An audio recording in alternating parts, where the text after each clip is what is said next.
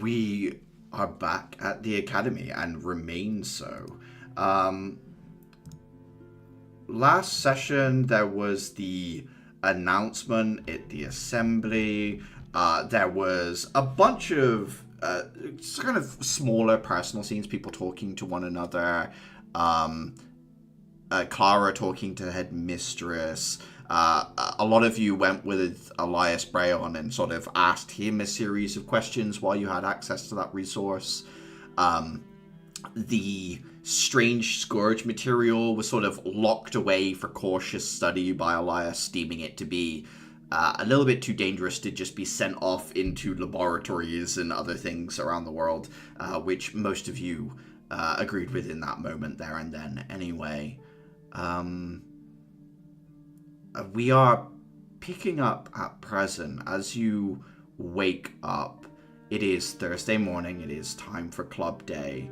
However, as most of you sort of get ready for the day and head out, you'll realize that a lot of the clubs seem to be running at like a diminished capacity today.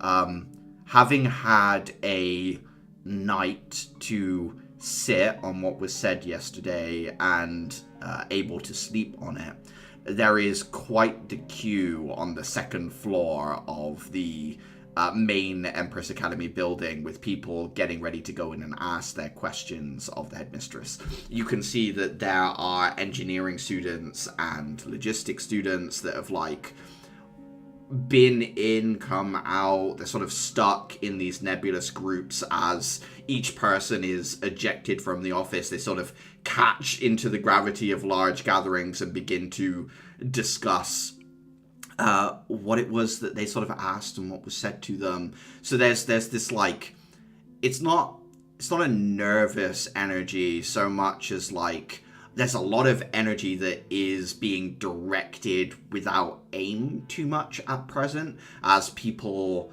are some mixture of excited and sort of concerned. That said, when you guys come out of your rooms, you would simply be greeted by the year twos with, Tamara grabbing some instruments to head out into one of the practice rooms and things like that.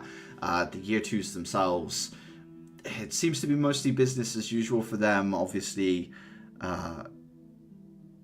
Delphin is still non-responsive, but their education continues. Is there anything in particular people would like to do that morning, or where they would like to head out from there?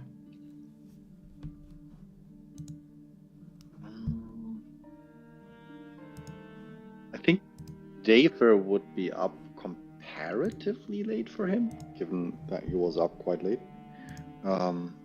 And he's somewhat more settled, somewhat more relaxed, just a little bit. The relief of having sparred a little. Prepare some... Having sparred with Sigrid yesterday, you mean, yeah? Yeah.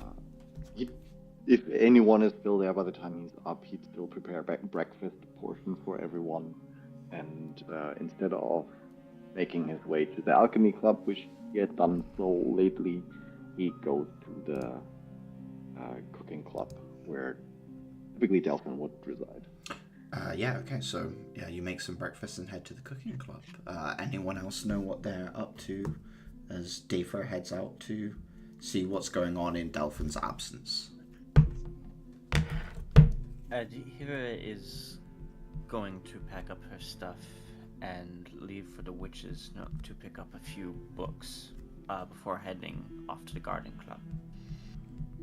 Okay, so you're heading a little bit outside of the campus right now to the Witch's Nook to pick up some books. Okay. Anyone for anything more? I have a club to run. You certainly do. Clara heading to...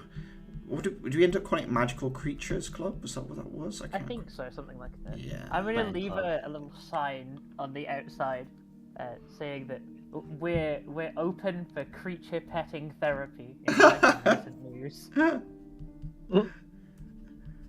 Who wouldn't want a pet? No need to join up formally if you want to come along and stroke an ooze to alleviate some sadness. I really want The to living stress balls.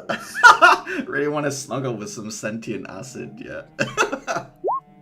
Look, it's not for everyone, but it's for me. Yeah, true. I think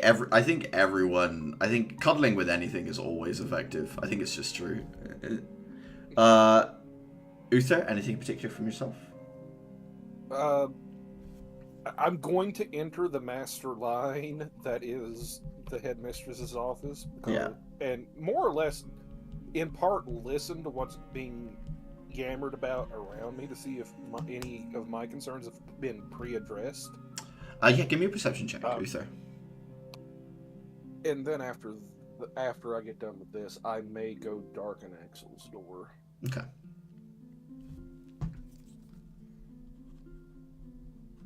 Oof.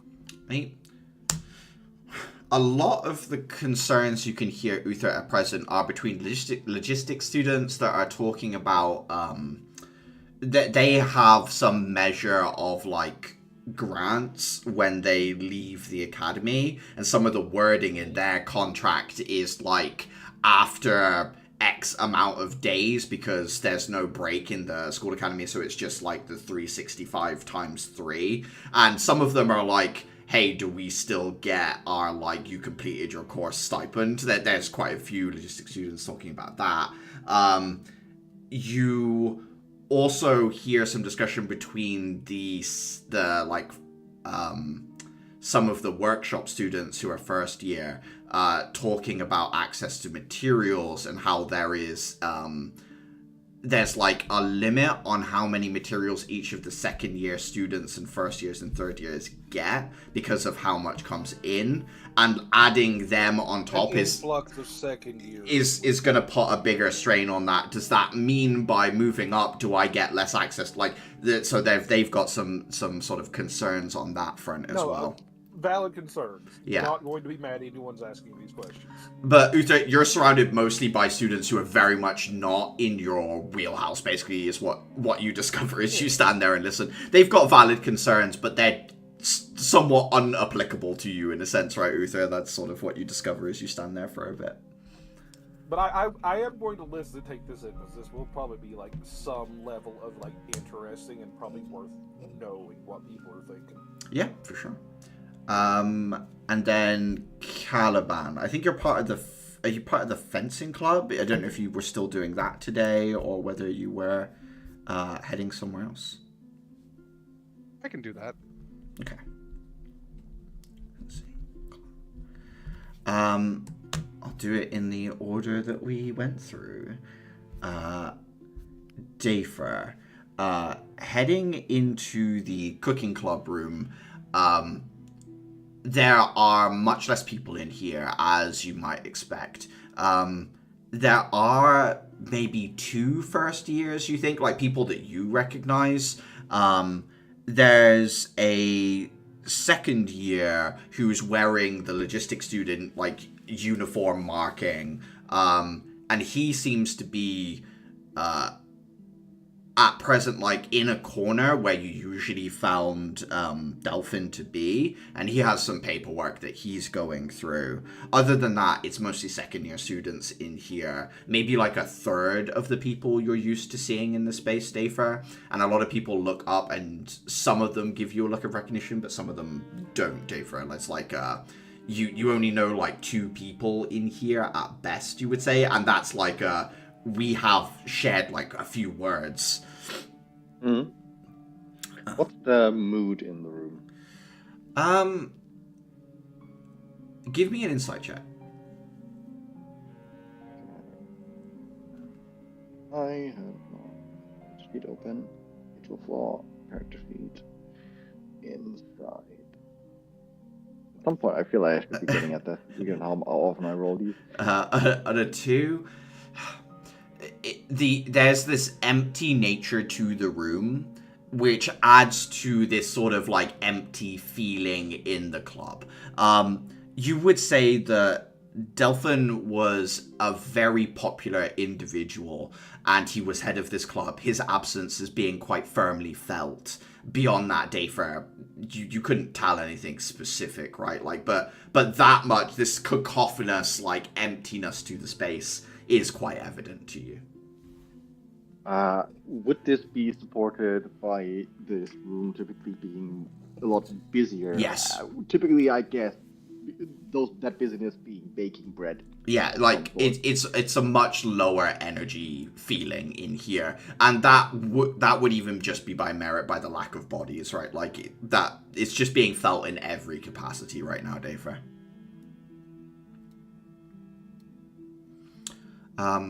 As you walk in, the person who's sort of doing paperwork looks up and over at you, having heard the door like slide open to the space, and he gives you like a slight look of recognition, even though the two of you don't think have ever conversed. He folds over a couple of pieces of paper and then holds up this clipboard, and on there is like a club activity write-up that Delphin must have done at some point, and you can see the words church and food delivery on it, and he sort of like holds it up and looks at you like, is that why you're here, without saying anything.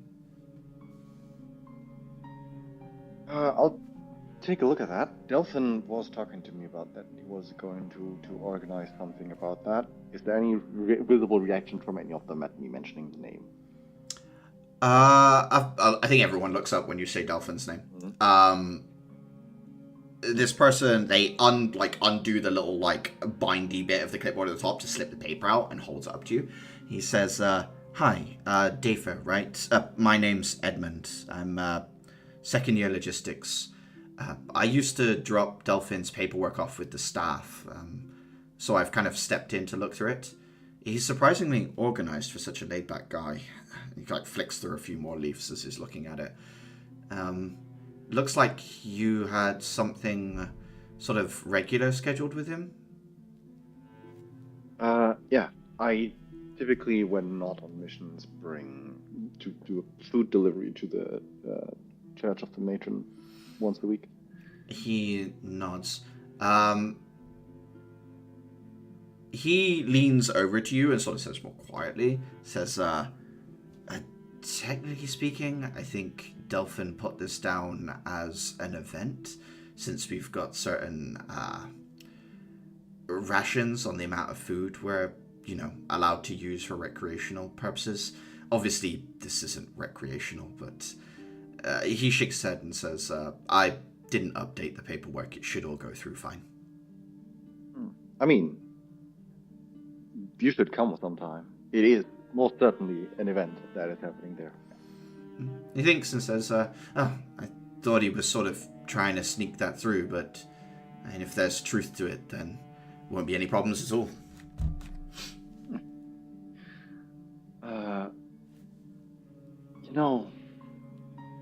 I didn't just come, is that all we need to organize about that topic in particular? I didn't come here just for that. He looks at you and says, looking to help out, or what's up? You know what? I've been spending some time with the Alchemy Club in recent weeks. That's given me some ideas to more creatively experiment. And I think it would be a nice idea to have some prizes waiting for him when he comes back. He thinks about it and says, I guess we could bake something long-lasting, maybe something that, when he comes back, whenever that is, it's still good for them, or maybe like a jam or something that could be good. Yeah, I mean, some of the things could be trying to imbue an aspect of lasting freshness, even if the bread itself is somehow hard forever. He looks at you very seriously, Dayfer, and says, "Are you proposing a joint exercise with the Alchemy Club?" I mean, we could do that, but I was mostly already having some ideas, and I just wanted to try something out in general among us. But I think a joint exercise of sorts could be pretty fun. You see a single bead of sweat just go down the side of his face. It was like, as you're like, you're steering away from saying that, and then you swerve back into it, and it just like, he, Have you not met Umi? She is lovely. You can see him studying your face, trying to work out like whether this is a bit or like he nods slowly and says, "Well, the space is a little empty. A joint project could liven things up a bit. I'll look at sending something over to them to see if they'd be interested. Thank you for the suggestion, Dafer."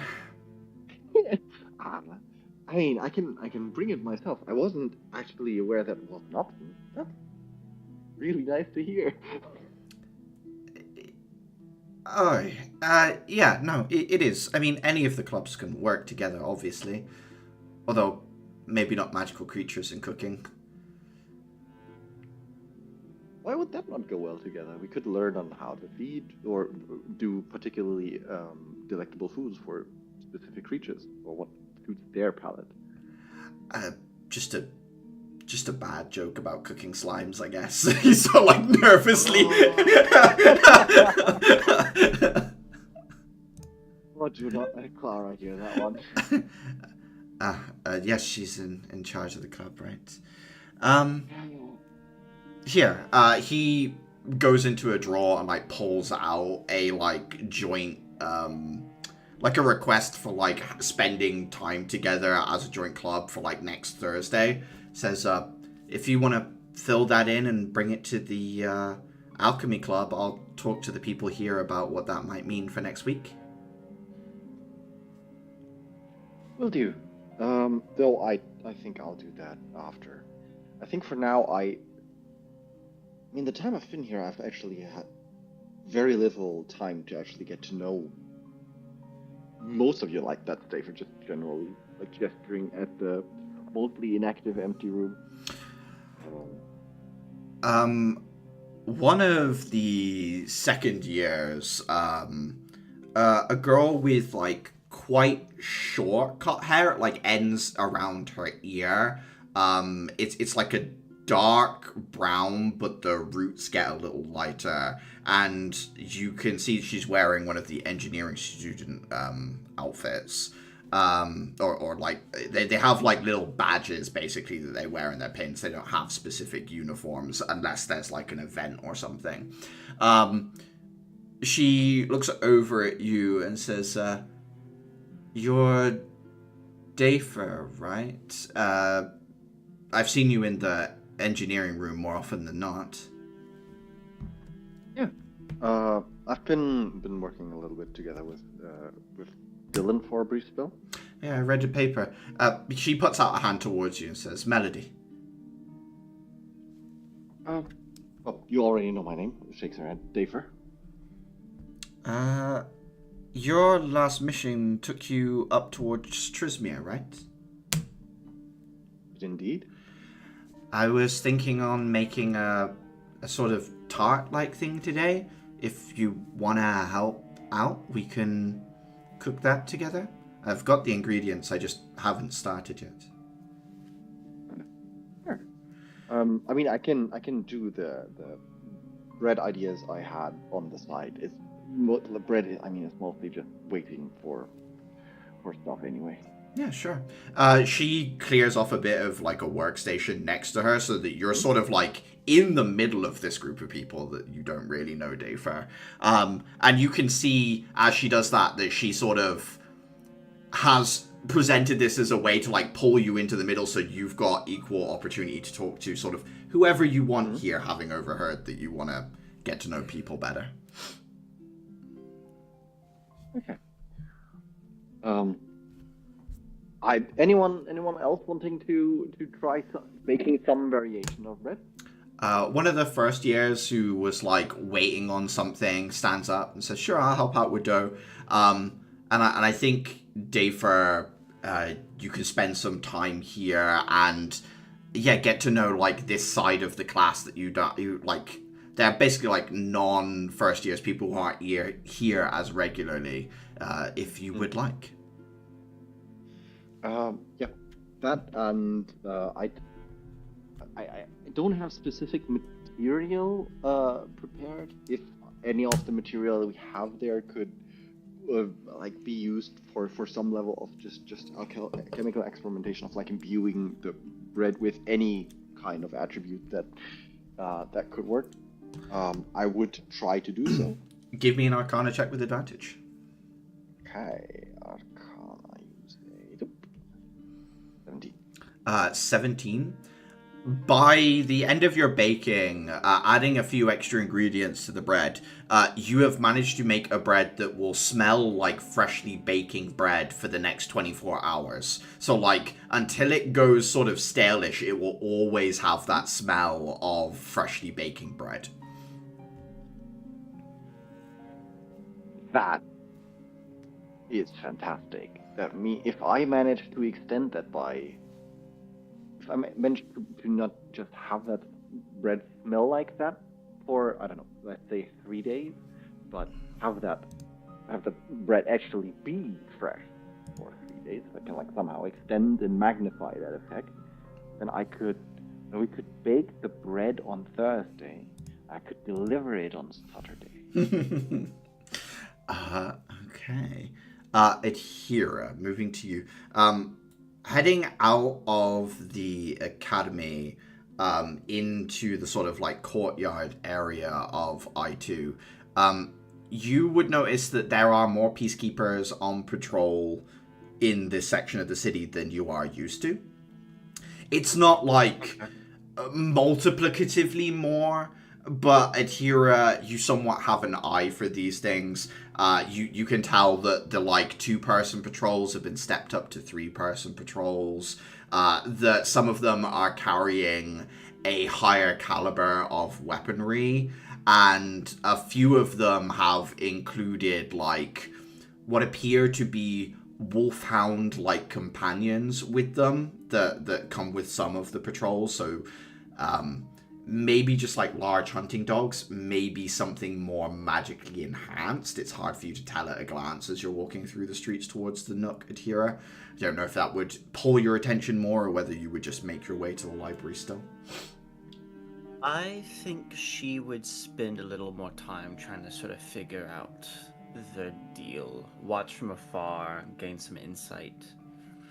Yeah, either insight or investigation.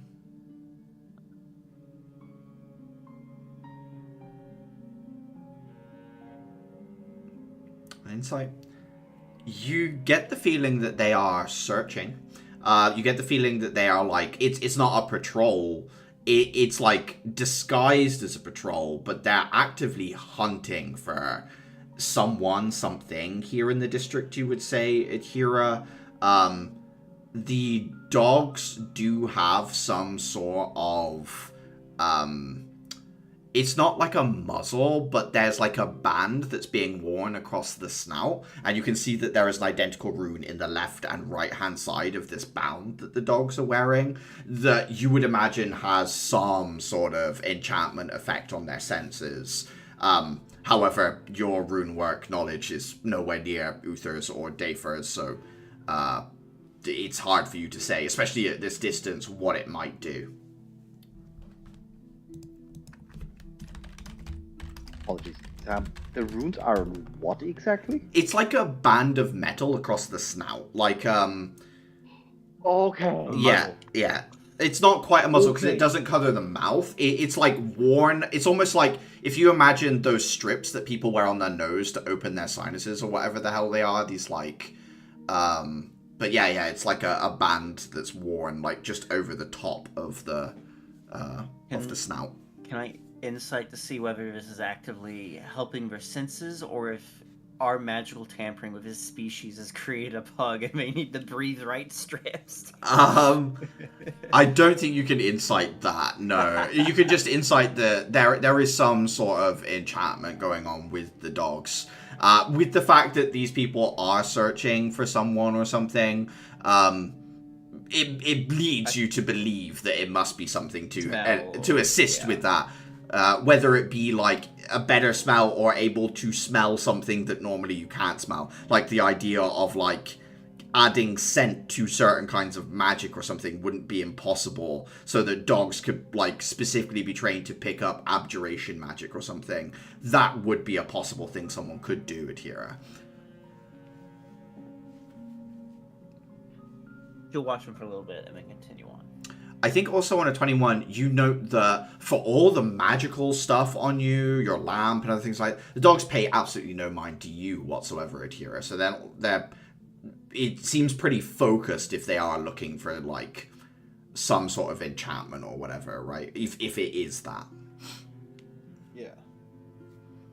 But ignoring that and heading on to the Nook, heading in early, there are a few people here having coffee because there's like a little side space where there's like a cafe area off to one side where you can grab a coffee and then sit and read whatever book you're pulling out. Vera is there, and you can see that she is in her like in this chair that's very rigid and upright, and somehow is slouched back on it. She's like off to one side so that she can recline. She got like one eye open, half asleep. You see it like swivel to look at you as you walk in, and she sits up a little straighter, big yawn, big stretch, looks at you. Says, Hira. Morning. You pulling all-nighters or what? She looks around and there's no one else at the desk. She says, partying. What's up? Partying for what? Fun? You have that, right? Yeah, it's just, I didn't know if there was an occasion or if it was... I guess it's on a whim. She looks at you like you're some alien being. She says, just because I wanted to. Okay. You have things you just want to do? All the time. It's just, I mostly other stuff other than going out and partying. You should come out with me sometime. Next weekend.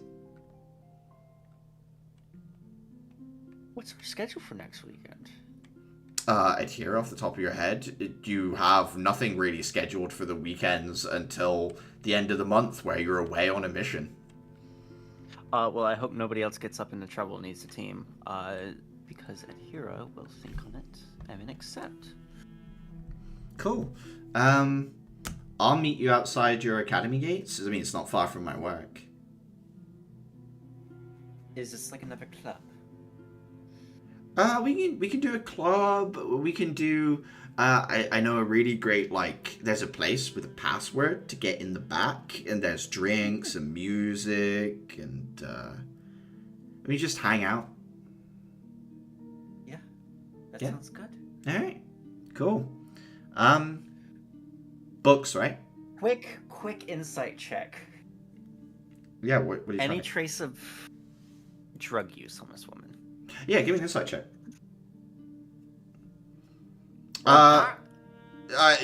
You absolutely do pick up some alcohol on the breath, vaguely disguised by black coffee.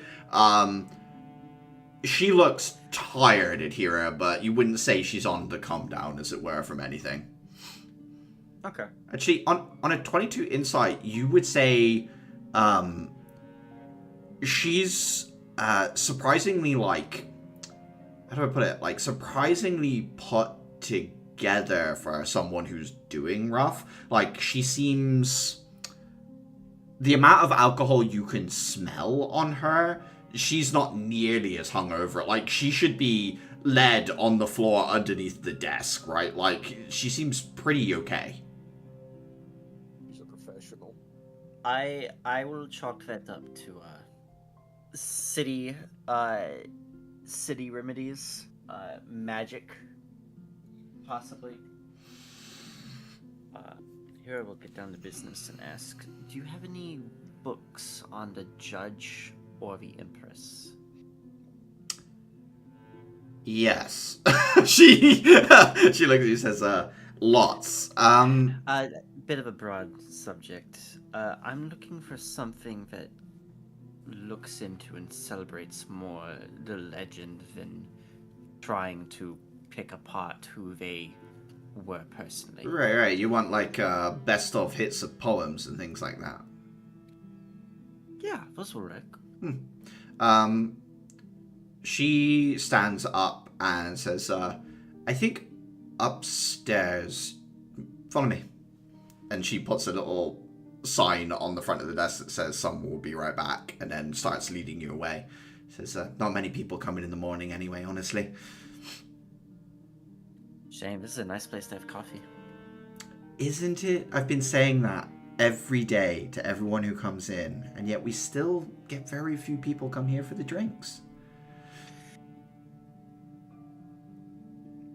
She leads you up to a set of bookshelves. You can see that, like, it's like floor to ceiling, one story, about as wide as your dorm room, and it's all books from the top to the bottom on the Empress alone. And then there's like another one next to it on one of the like it's like over and over again. But she looks up at them and says, "Yeah, you've got a bit of a pick, really."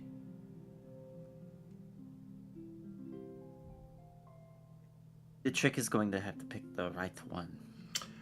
Yeah, she stands there for a moment and thinks and says,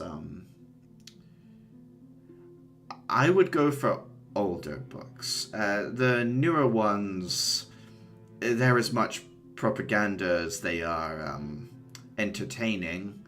The older books, at the very least, are more honest, shall we say?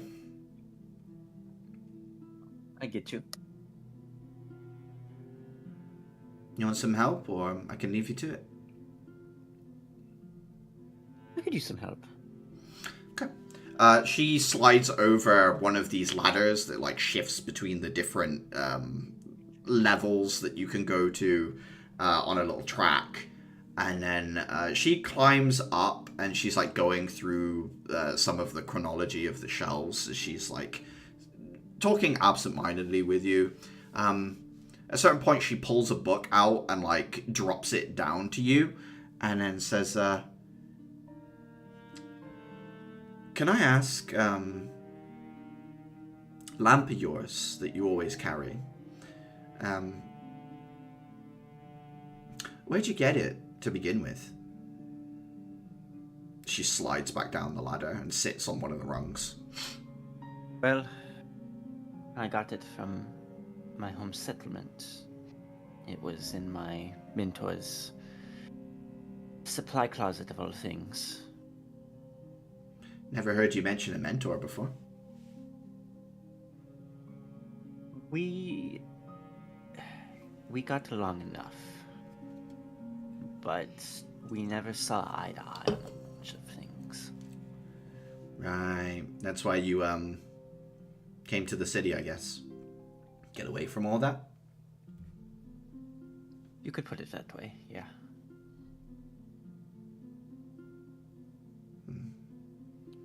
Thinks for a moment. Says, I came to the city because of where I grew up, Trismere.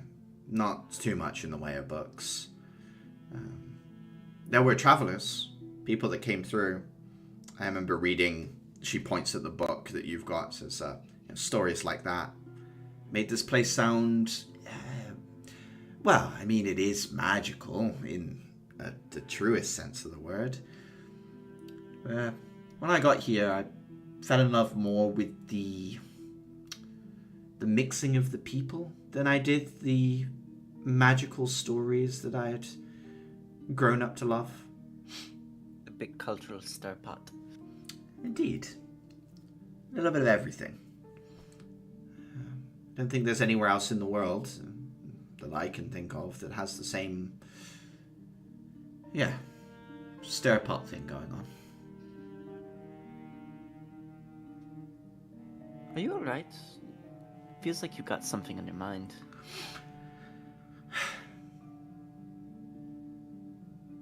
Give me a persuasion check. I'm good at those. 17. She leans back a second and says, like I said, fell in love with the city. Love doesn't preclude you from being disappointed.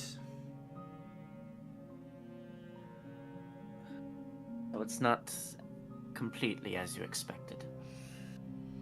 It was when I got here, or at least it felt like it. Now it just feels like something that chews people up.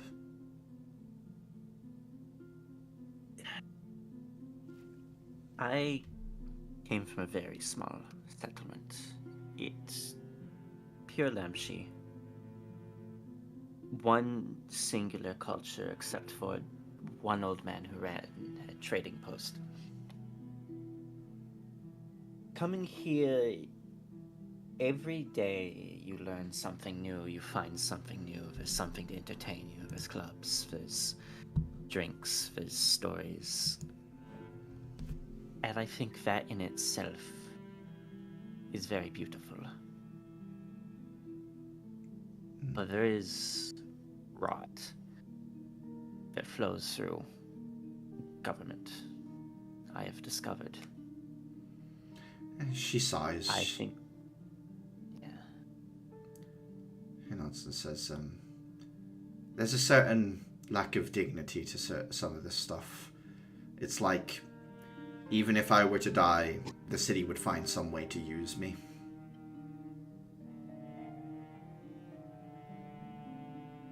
Give me an investigation check with advantage, Atira.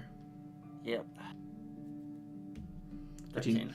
You get a decent book on the Empress from here. There's, like, enough of a selection that, like, going through it percentage-wise, you were gonna find one. You don't really find anything else,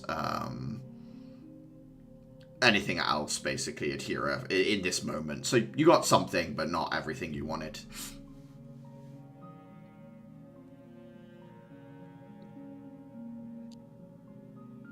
And what did I find on... how many books did I find on the Empress? You find one book, but it's perfect in here as far as you can tell. It's all these, like... It's like a paragraph of prose, and then afterwards is a more, measured, like, what inspired this poem, what was actually going on, the context of the legend, and things like that. Ooh, So that it's is good. Yeah, it's like what That's... it's like the embellishment, and then something that's a bit more detailed afterwards. I'm going to continue to look for something on the Judge, but it's going to be a much broader thing, because I have a whole day of being able to read and garden. I want something that will allow me to, like, switch away from the Empress book and just kind of get broad strokes on the Judge. It doesn't have to be accurate to what I would use for the spell, but it would be a little appetizer. Say, like, do you tell Vera that, or do you want to look for it on your own? I'll tell Vera that. Broad strokes on the Judge, for now. She actually pulls out what appears to be a book for people that are learning law, and then opens up the back half of the book and shows you that, like, snuck away in this very dry, dense textbook is, like, a series of stories about the person who inspired the law here in Empress City, the judge figure. And it has, like, accounts of descriptions of him, being a masked individual, someone that got rid of, it's like the beginning of the idea of the scientific method, that they wanted to create a law that was devoid of the bias of being a person. So they wore outfits that took away the fact, like any distinguishing features of themselves, in order to put themselves more in a mindset of like, how do I take my bias out of this? And it like goes into like some of the like stated ethos and things like that of this individual. Perfect. She snaps it closed, hands it over to you. Says, how long are you keeping them for? A few days? Week? A few days. Using it for a project. Yeah, fair enough. You just take them.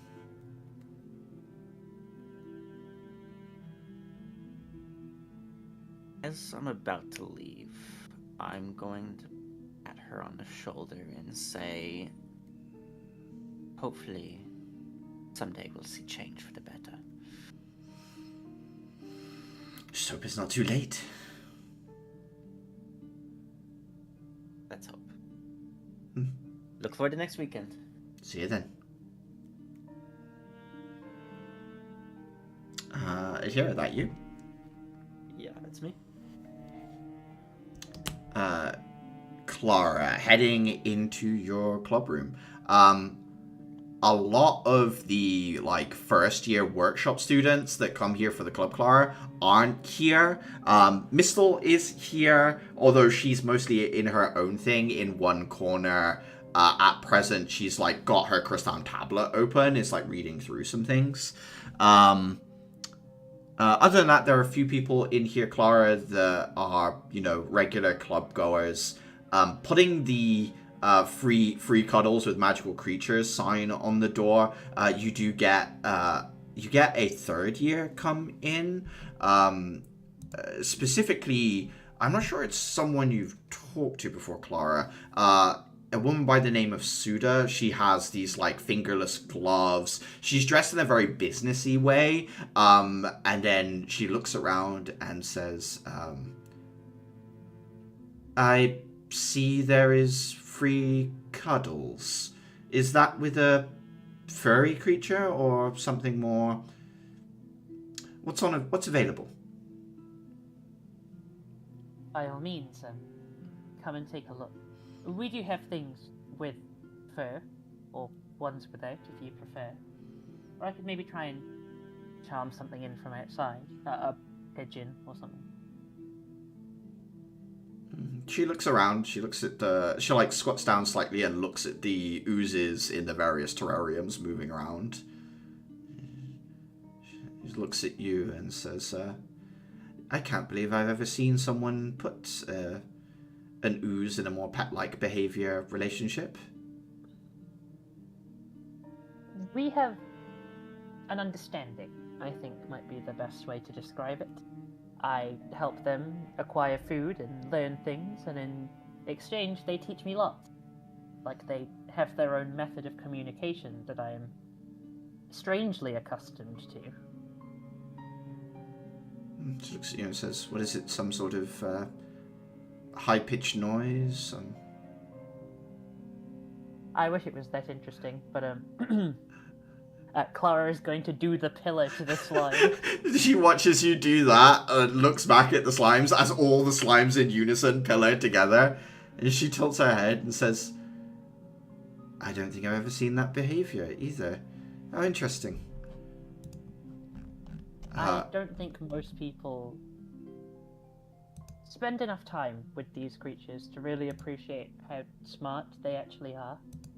Not that I blame them, they can be, well, quite pest-like, but they're just like anything, really.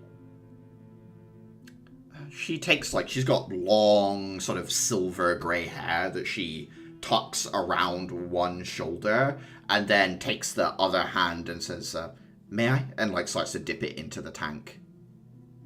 Of course. Just be careful with the magma one. You may want to wet your hands before you touch it. She nods at you, but otherwise, like, gives some attention to like the fiber one, who studies her glove and like begins consuming it. But she doesn't seem concerned by that. She just is interested in watching it as she pets it, and like little patches of this glove disappear. She immediately reaches into her pocket afterwards and pulls out a spare one that she puts on, and like just seemingly has another one on hand to put onto her hand, and then stands up. As I think that might be the most pleasant encounter I've had with one of their kind. She looks at you and says, "Clara, right?" Yes. Sorry, I don't think we've met. She puts out her hand to shake yours and says, "I'm Suda. I'm in the same class as Ashlyn. I think you're friends with her brother, Seth?" I thought so. I recognize the name. You're in Y3, right? Yes, I am. Is that class 8? Class 8, yes. She smiles and says, "Actually, I helped out one of your classmates recently. I wasn't sure where to drop it, so I hoped just in the main lobby area was fair enough." Did you bring in the giant cube? Yeah, the wooden closet. Not really a hinge on it, but I mean, I assume there's some way of opening it. Well, my follow-up question was going to be, do you know anything about it? But it appears that if you don't know how to open it, I may have had a little bit more luck. I say I. Uther may have had a little bit more luck. Uther and I had a deal. I thought best stick to the that belongs to him. I wasn't going to fiddle with it. Although the puzzle was calling to me like some deep drum in the night, I will say. I think a lot of people felt that way. I hear some of our companions who were still in the building struggle to not touch it until he got back. Curiosity is a wonderful and hard to control thing.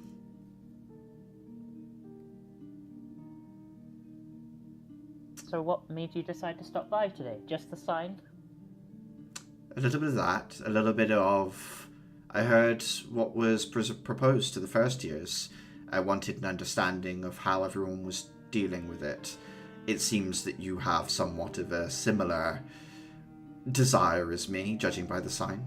Caught my curiosity, and, well, we know how hard that is to not follow. I have my own opinions on the matter, and as far as I can tell, people seem to be divided. Not strongly one way or the other, just out of concern and questions they don't know the answer to. And, well, there's a big enough line of people asking questions, so I figured I could do something more useful. No point shutting down something that I'll enjoy just for the day. So, cuddles, I guess. I think it's a good idea.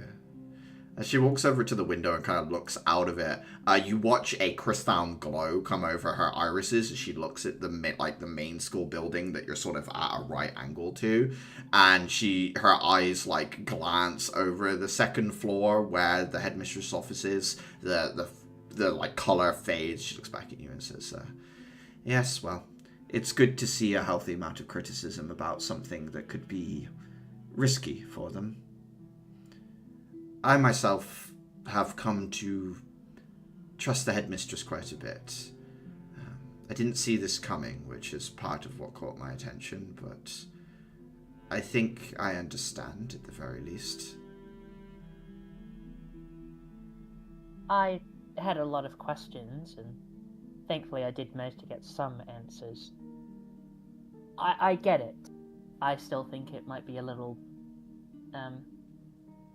out of left field, and maybe a bit too sudden, but I suppose that's the idea a bit, this, big mission. We'll get to see exactly who might be ready for it, and who could do with a little more time. I think the idea of this joint first year bringing together your non-combat and combat classes is a good one. I would have liked something similar in my first year. It doesn't really mirror how things work in the field, but I think in terms of building understanding and capability relationships, it will be most valuable. I am here as your upperclassman to say if there are any troubles in the future regarding the mission, or if there's anything you require, I am available. Please do just approach me. I promise I am not a scary person. I wouldn't have thought so. At least, I'm assuming that I haven't done anything to make you need to be scary to me. But I appreciate the thought. I'll make sure that people know. I'll spread the word about the cuddles with oozes. It's novel, if nothing else. A first for me, and I've been at this a little bit longer even, so hey.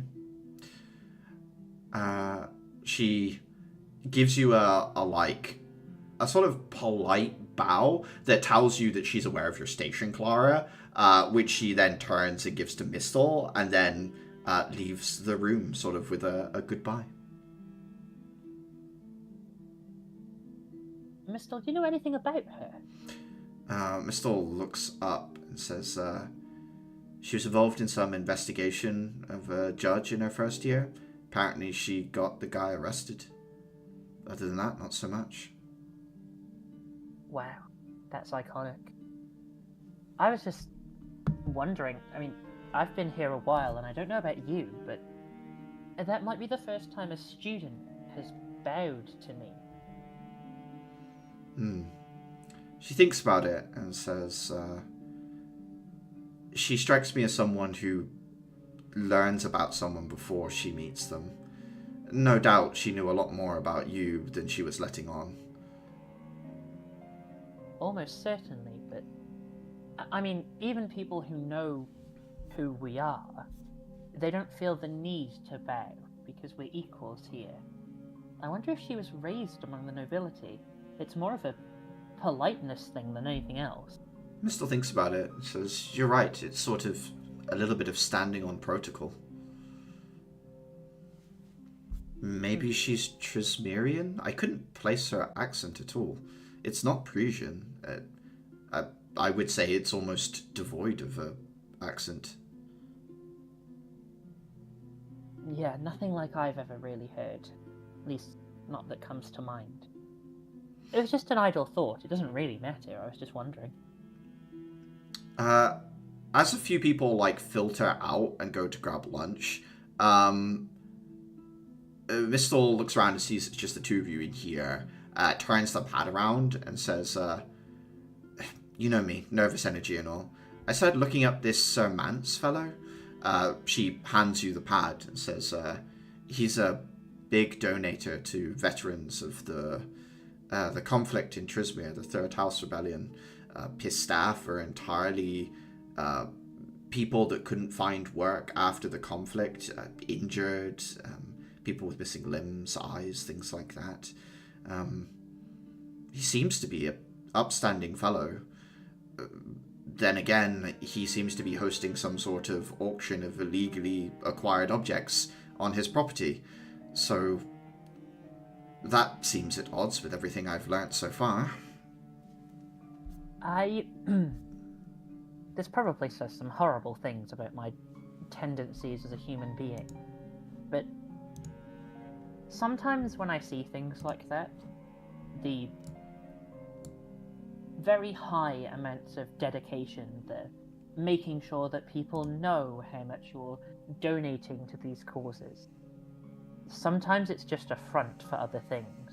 You know, no one's going to think badly of the man who helps combat survivors and funds veterans and those who are less able, but that does give you the perfect cover story for a lot of less savoury dealing. Mistel nods and says, political armour, or more of a cloak, I guess. I'm glad that you've done your research, though. Well, I'm not sure I'll be heading in myself, so I'd like to know what you are all getting yourselves in for. I appreciate that. Now, we've come quite a long way since the start of the year. Yes. We're much better at chess. She smiles. I was never bad at chess to begin with. I think you just got under my skin. I'd probably win. I have no doubt we're fairly evenly matched in that regard, which I like, actually. It is good to have someone who can test them. Don't know, it's strange to think about such a thing. How a couple of months can change everything. You were certainly perhaps my most bitter rival, and I would call you most certainly my closest friend. You know, they write books about that sort of thing. Verity reads books about that sort of thing. I caught a glimpse of the shelf, yes. Straight. She thinks for a moment and says, I'm looking forward to this away mission. I'm looking forward to working in the field with your class, with all the classes. I hope we find out more about it soon, though, because I could do with something to direct things at. I agree. But I'm also looking forward to it. There's nothing wrong with my class, I actually really like them, but I'm interested to see what it's like with other people. I assume as an EK in the wild, you have to work with a variety of people, so it's kind of good to get to, well, not even get to know people, because we know lots of people, but I don't know what they're like in the field. Feels different. I mean, I know how you fight. I've been on the receiving end of it, but how to work with that's a different story altogether. Yeah, that's true. Still, I'll keep my ear to the ground, just in case I hear anything before we're technically supposed to hear anything. Yeah, I imagine there'll be some release after the 24-hour period is up. I doubt they'll put any more information into the mix during that, but we'll see. We will indeed. Speaking of, Uther, give me a insight check. I am being hunted. There it is. Dang. You get to, like, pretty close to the front of the line after maybe an hour or so of waiting. At a certain point, you feel that shiver run down your spine when you know someone is magically sort of examining you. Looking out the window to, like, over your shoulder on the right, you see the brief glow of two purple eyes in a window off in the distance, and then the effect fades. A few of the, like, non-combat students around you sort of, like, shiver and, like, rub their arms, but they don't really understand what just happened. Uther, you're aware that, like, from a distance, someone just checked the, like, for want of a better term, someone just checked the alignment of everyone in this row of, like, what their emotional state is, whether they are thinking selfishly or selflessly about the people around them. Likely you would have shown up to them somewhat as a null concept, but everyone else in that line just got, like, a full readout of whether they are a good person or not. God, that is. Oh no. What a cool skill. That's a cool skill. That means I can never hide from this person because of how my shit works. Mm-hmm. You will always show up as a cold spot in the room, if you know what I mean. Like, you'll be the not ambient temperature, like, weirdness to those eyes. Tracking me like you do a submarine. You look for the quiet spot. Yes.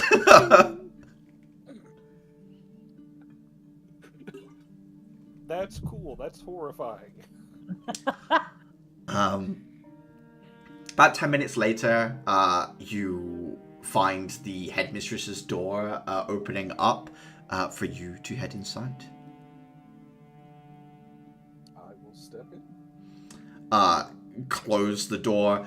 You feel that circuit of crystal complete, and, like, a layer of silence around the walls and door. Anything you say in here will not pass out. Anything said outside will not pass in. As the headmistress looks at you and says, Uther, please come in.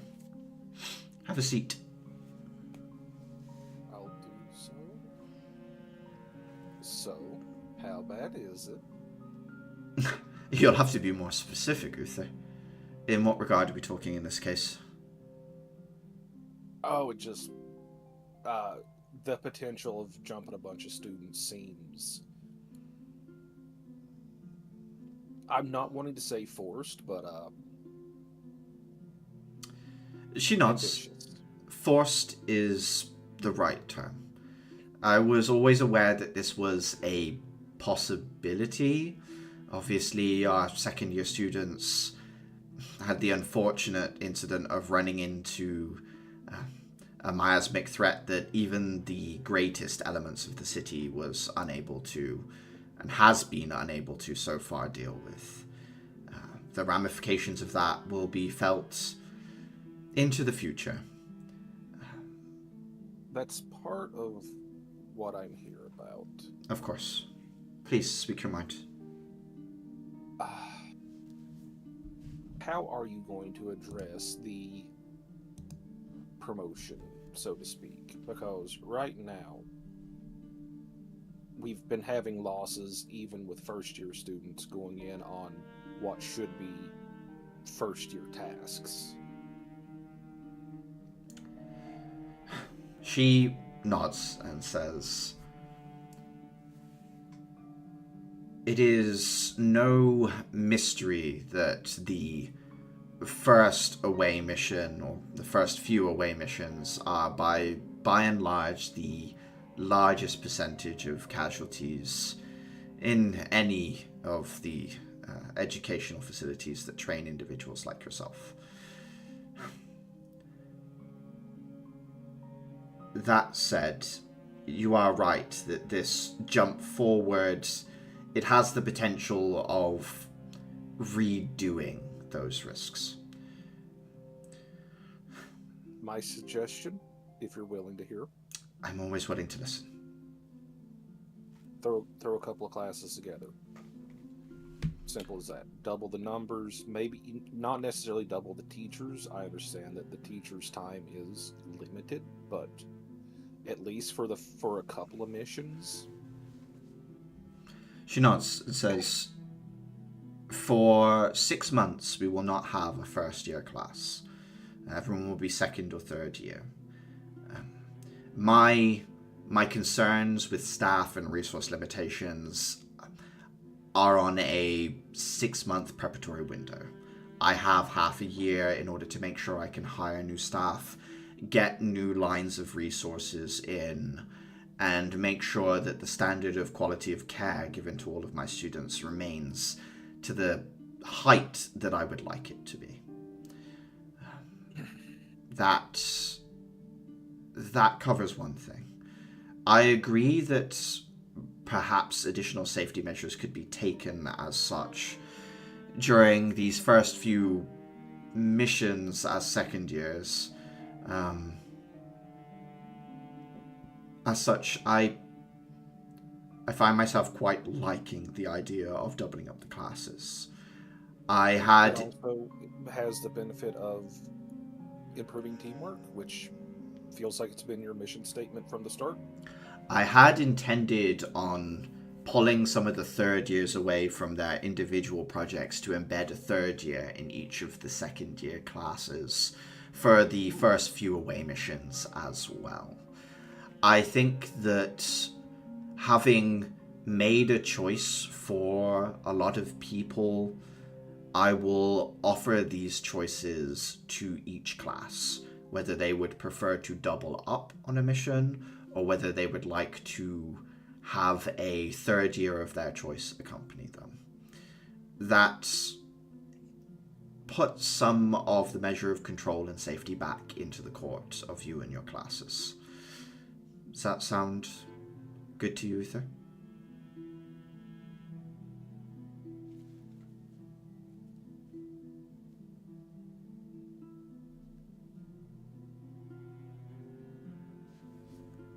Sorry about that. I was getting flown over. No worries. That does sound good. That was one of my concerns. It's just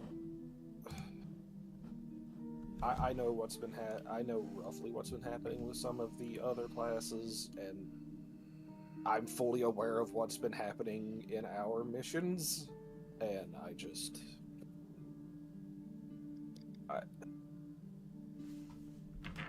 trying to take extra precautions, I guess. I have no intention of risking my students' lives. You're not really the one I'm worried about. She tilts her head a little at you at that and says, is there something on your mind, Uther? Some risk factor that you're... I don't understand why why the city itself seems so insistent on just churning out numbers regardless of quality. I don't understand that. Give me an insight check, Uther. Oh boy, I'm playing fast and loose on that one. Nope. You see that on her face, she has some measure of troubled about this as well. She looks at you and says, I believe to some degree this discussion's come up before. I agree that it doesn't make sense. This pressure... When there's one academy that does that. Like, the two academies with the two different styles shouldn't be a coexistential problem. Well, Immortus puts out relatively few very high resource individuals. In the past, East Academy was putting more people into the field than I do today. That said, East Academy still puts out, by and large, the most EKs of any institution in the city.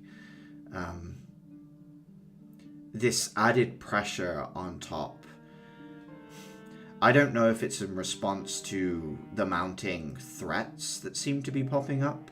Obviously, things like these paladins and the reactivating automatons are all news to us here. It doesn't necessarily mean it's news to those in the halls of judges that are privy to reports that never see the light of day. But on the subject of Immortus, I don't know what they're teaching them there, but I know at least one person there has an extremely high risk, very low reward ability that I find concerning. She leans back a little in her chair and swivels it around to look half at you and half out the window so that she's sideways on from you. And she pulls her hair out of the tied up bun that she's got to let it sort of more cascade down. And without it tied up, it's much, much longer than you expect. It's really packed into the way she ties her hair up. And she pulls that back and kind of lets out a sigh and says, Immortus operates on the principle that when you graduate, you sign your name into... they have very tall statues of each of the founding, the judge, the warrior, blah, blah, blah. The person that you most align yourself with, you sign your name into the stone. And the belief is, from that point on, you are immortal. That you will never be forgotten, and that makes you... It makes you something that will never die. To that measure, they teach their students certain things that are riskier. They teach their students that... Charged blast that leaves you incapacitated for the rest of the fight. And things like this can be a tool with support. If, imagine one of your team had such a weapon on hand and then you had 4 other individuals to back you up. But Immortus operates on the idea that the great deed is what matters. And that a great deed shared is diminished. It's fundamentally I think, abhorrent. Dafer would hate it there. Oh, God. She turns to look at you and says, I share your concerns, but unfortunately, Your hands are tied. Indeed. It is the judges that will decide this, and for that I must put my faith in Lemon and his growing support amongst other younger judges as well.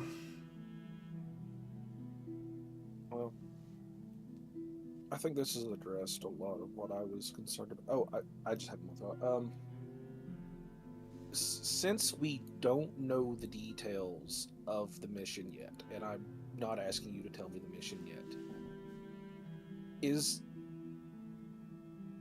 should we be considering, as combat students, getting some of the non-combat students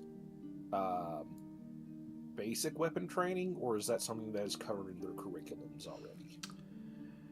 Non-combat student is a little bit of a misleading concept. Yes, they are trained in handling weapons. However, Uther, Okay. you and the rest of your year will have every resource available to you for this mission. Please, if you want to propose it to the rest of your year, to the support students or otherwise, do so. That's what this is for. I will pitch it to the class. Wonderful. Who will pitch it to the dorm? Who will then... We'll see what happens. I know I'm not a Caliban or a Clara, but if there's anything that you think I can help with, I'm here. She thinks for her, says, Caliban's family is far from friends of the Academy, and Clara's family is far away. You as students are... But they have pull. They have names, and those names have pull. You speak as if I'm unaware of your uncle's affiliation with the Stark Assembly, Uther. I know very well that you have some measure, if not equal to Mistel. You have voices in different rooms. To play yourself so quietly is, shall we say, it speaks to who you are and how you operate, but it doesn't speak in reality.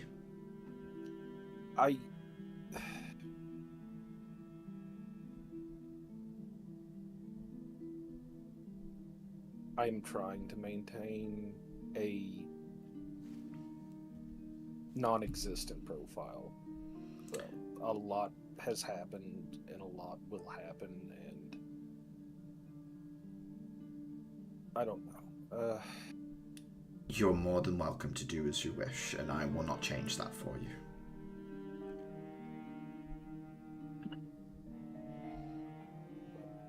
Like I said, if anything I can help with, and I will give her a bow, nod type deal, and make my way towards the young girl, Crescent. I trust your judgment most of all. Clara is a good read of a person, but I think some part of her wants to see the best in everyone, and I respect that. But it is the protection that you prioritize that I would like turned towards the girl. I need to know whether you think she will be a good fit as a first year in 6 months. I don't need a decision now, but I would like you to process and work on that before the beginning of the next year.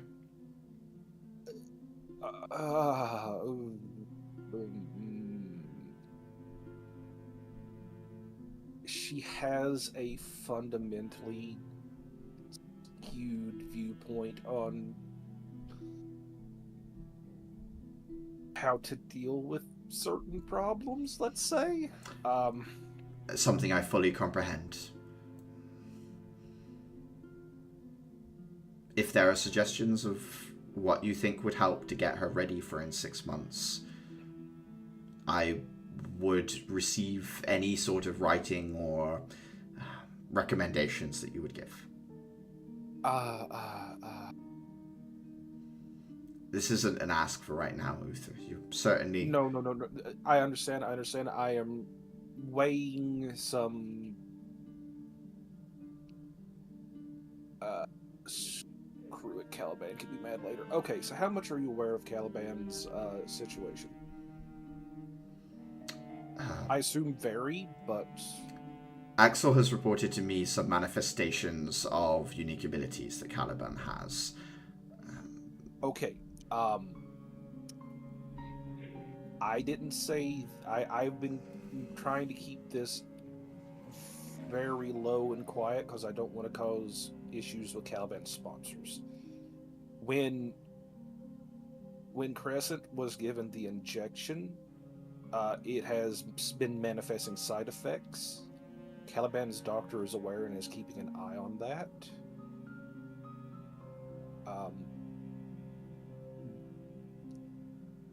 So you should probably be aware of that also then, if you are wanting to integrate her into the system as a whole.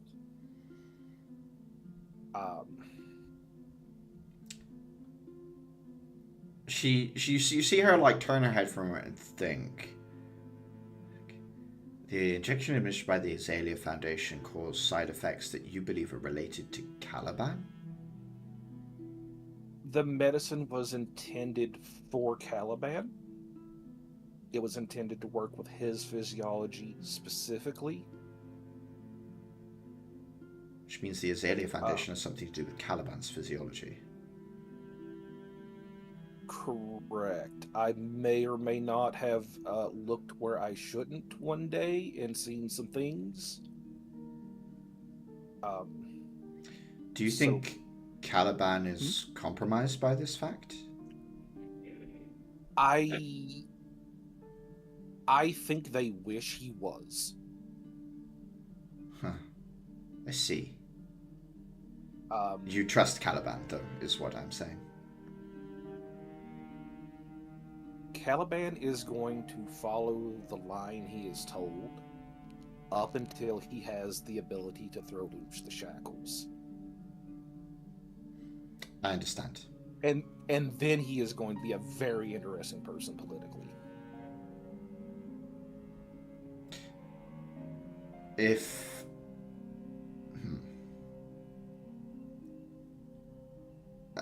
Am I to understand that Crescent will slowly become more like... Are you saying that Crescent will take on the characteristics of Caliban? Like the manifestation of powers, or... I'm not going to say she's going to turn into a mini Caliban. Horrifying thought. But whatever they're doing to whatever Caliban's medical needs are, she's going to get a little something from that. Okay. Thank you. You might want to see how open Caliban wants to be about this. To see if you can get... See if you think it will be... My concern... The Azalea Foundation has provided us with an amount of resources, yes. However, they are unwilling to work closely in a partnership like, say, for example, Dogmatic Automotive has.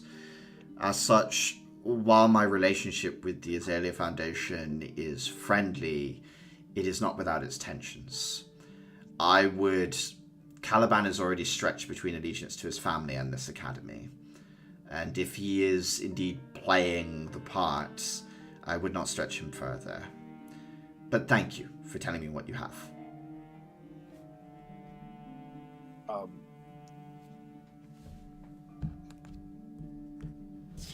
Caliban isn't alone. Caliban isn't alone. Caliban is not alone. I don't know where the others would be. I see. But Caliban is not alone. But they are not recognized by the family. You see, like, at this point, she, like, takes up, like, a big bundle of her hair and, like, ruffles it as you see, like, she's like just relieving stress in her scalp a little as she thinks. And she says,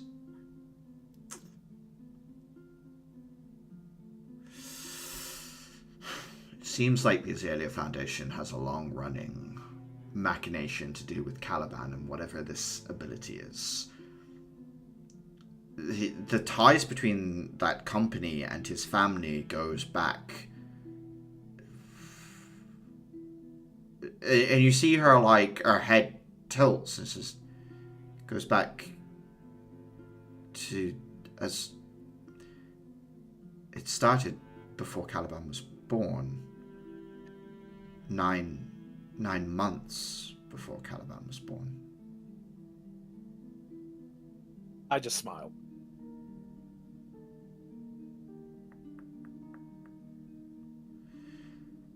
Someone's hiding secrets. I wonder how big they are.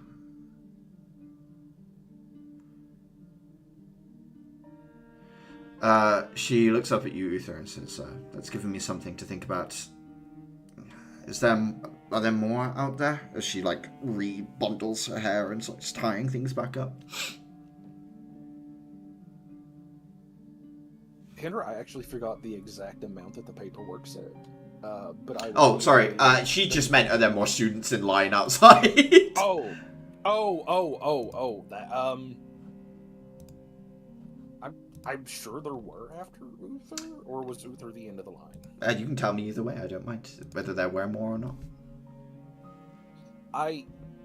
I hope not too many more. It seemed like they were spreading the information they were gathering around, so maybe maybe questions will answer questions, and it'll cascade the line down. That's very well. Well, I think that's enough news for today. Is Axel around? Is Axel around, or have you sent him studying into the city? Axel should be present this. Yes, he should be in the academy at present. I'm going to go give him a headache now. Claps hands together, rubs them.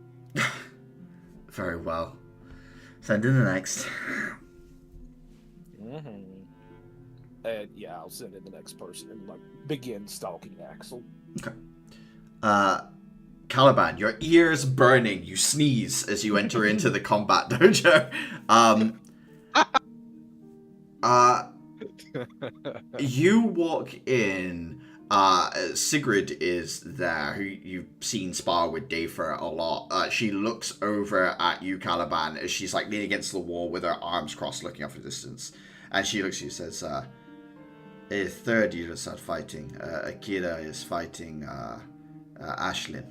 And you look over and see that, like, no one else is doing anything. They're all, like, stood holding their weapons, and their head is, like, turned to watch an area of mats that are, like, have almost been, like, pulled away. And you see a girl with, like, short black hair, somewhat, like, very much, like, gothic military surplus, squaring up to a girl who is like 2/3 her height with a short sword and like these little like fox ear headband that she's wearing, and she's like bouncing. I believe you sparred with before, Caliban, and she like absolutely pummeled into your defenses. It's less to say pummeled and more like just like pour through them entirely. Yes, yeah. It was everything you could to like hold on, but you can see that like everyone is just here. It's like a very in the Matrix where they run into the cafeteria and they're like, Morpheus is fighting Neo, and like everyone just like scrambles over to watch. It's very much like that. Oh god. I just look over and preparing for the second year. I guess I'm gonna have to start preparing for fighting third years as well. You watch as it seems like this sparring session is a very polite term. There isn't a degree of malice here, Caliban, but you can tell there's definitely a rivalry. You've seen Uther use that echo of himself. Akira immediately splits herself into 12 echo clones that, like, converge and move around like chess pieces, attacking Ashlyn, who seems to be able to use her punches to, like, almost shockwave in order to hit multiple targets at once. These echoes have more substance than the one Uther uses. They're more akin to, like, actual physical clones that are being created at present. And you're watching someone who is, like, pure speed, strength, and combat intuition in the terms of Akira fight someone who is methodical, analytical, and like, it's like a brawler style of fighting, like a very intelligent boxer that Ashlyn uses. At one point, Ashlyn tags Akira in the stomach with an uppercut, and you see the, like, ripple of air behind her as she gets, like, shoved a good 20 feet straight up, like, breathless. And this fight just keeps going, Caliban. Like, every time you're like, oh, one of them has the advantage, you see that Ashlyn planted, like, a crystalline rune somewhere earlier in the fight, and as these, like, clones converge, a pre-prepared detonation goes off and clears it, and the fight just keeps going on and on, as some people are, like, eventually get bored of watching and go back to what they're doing. The fight, like, outlasts the attention span of some of the people here in the hall. And Sigrid kind of, like, looks at you, Caliban, and says, so this is what we will become. Fun. Indeed. She looks at you and says, hey, I heard you broke your sword again. I got it fixed. Don't worry about it. I wasn't worried. I was just thinking, hey, stronger than you look. Still have been told. Many times. What are you here for? Sparring, or? Yeah, just sparring, and might as well see if the sword will still function as it did before. It is, he sort of just, like, unhooks it, like, pulls it out, unsheathes it. He basically explains that, there was a spare, like, rapier lying about that he had, but since it was, like, a little bit larger and thicker, it had to be, like, melted down into the same thing. And she looks at you. It's just a little bit denser. She looks at you up and she says, yes, looks heavier, denser, much stronger. And she picks up, like, this heft of a great sword that she slings over her shoulder. It's very impressive. Okay, don't go showing off.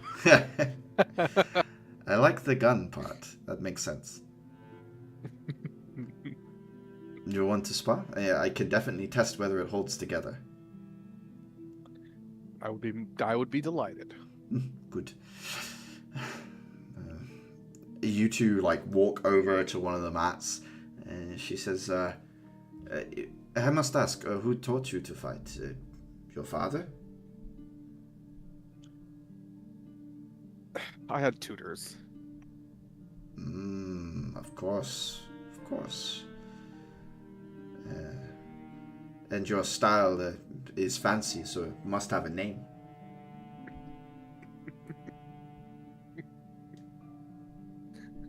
I'll think of one.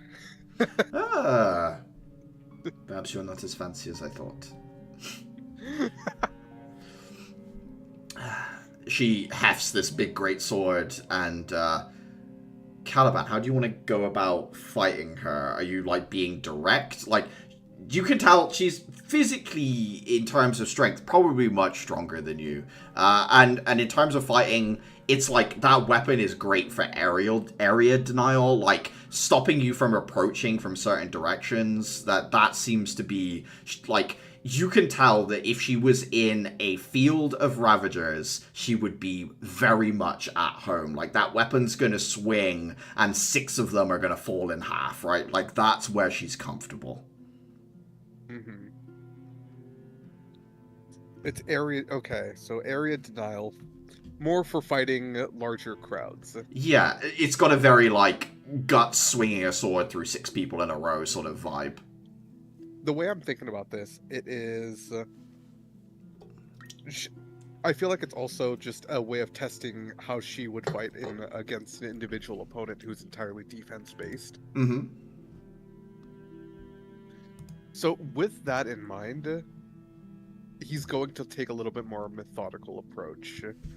Seeing like it is area denial, Mhm. so he's gonna have to stay. He's not gonna stay in more than one spot at a time. Yeah, gotcha. Give me investigation or insight, either one. Yeah. Perception would work too, actually. I'll go investigation. Wow. Caliban. Big, wide, heavy swings. There's no point during the swing where it's like you feel like you could deflect it.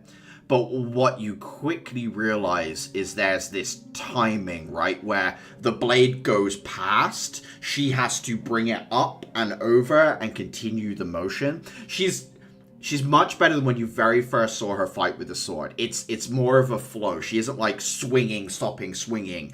It's like moving water. She's like swinging the blade, letting the motion continue and carrying it around with her shoulders. But in that moment, as she twists, there is a way to get into that spot where you know the direction the sword's going to go next. You know which area to step into to get around the next swing. I see what you're saying. It's up to you whether you'd like to, do you want to just exploit that immediately, or how do you want to go about it? I'm sure there's I'll exploit it immediately because I'm sure there's probably going to be an additional trick. I'm sure she's accounted for that weakness. Yeah, so give me an attack roll with advantage, Caliban. Okay. You step into the space, your blade flashes out, it does spark against shell barrier. You watch as she takes one hand off this two-handed sword, and then in a much faster than you would expecting, even with yourself on guard, she goes to grab hold of you being close, and it turns and you can see the pommel heading towards your face as she's trying to grab you by your clothing to keep you in place, and she's not going to use the blade at the end of this weapon. She's just going to bludgeon your face with the bottom of her sword. The hand is getting close to close around you. I don't know how you want to handle it. You probably make an either a dexterity or an acrobatics. Yeah, acrobatics to just slip away. Yeah, go for it. Fingers close on nothing as you step back, and you just narrowly avoid it as you feel the fingertips against the cloth of your clothing, the looseness of this almost robe tunic top that you're wearing that bunches up slightly, and as you step back you feel that it pings off almost as she's got one fingertip hooked into the clothes that eventually slips free. Give me an attack roll with advantage.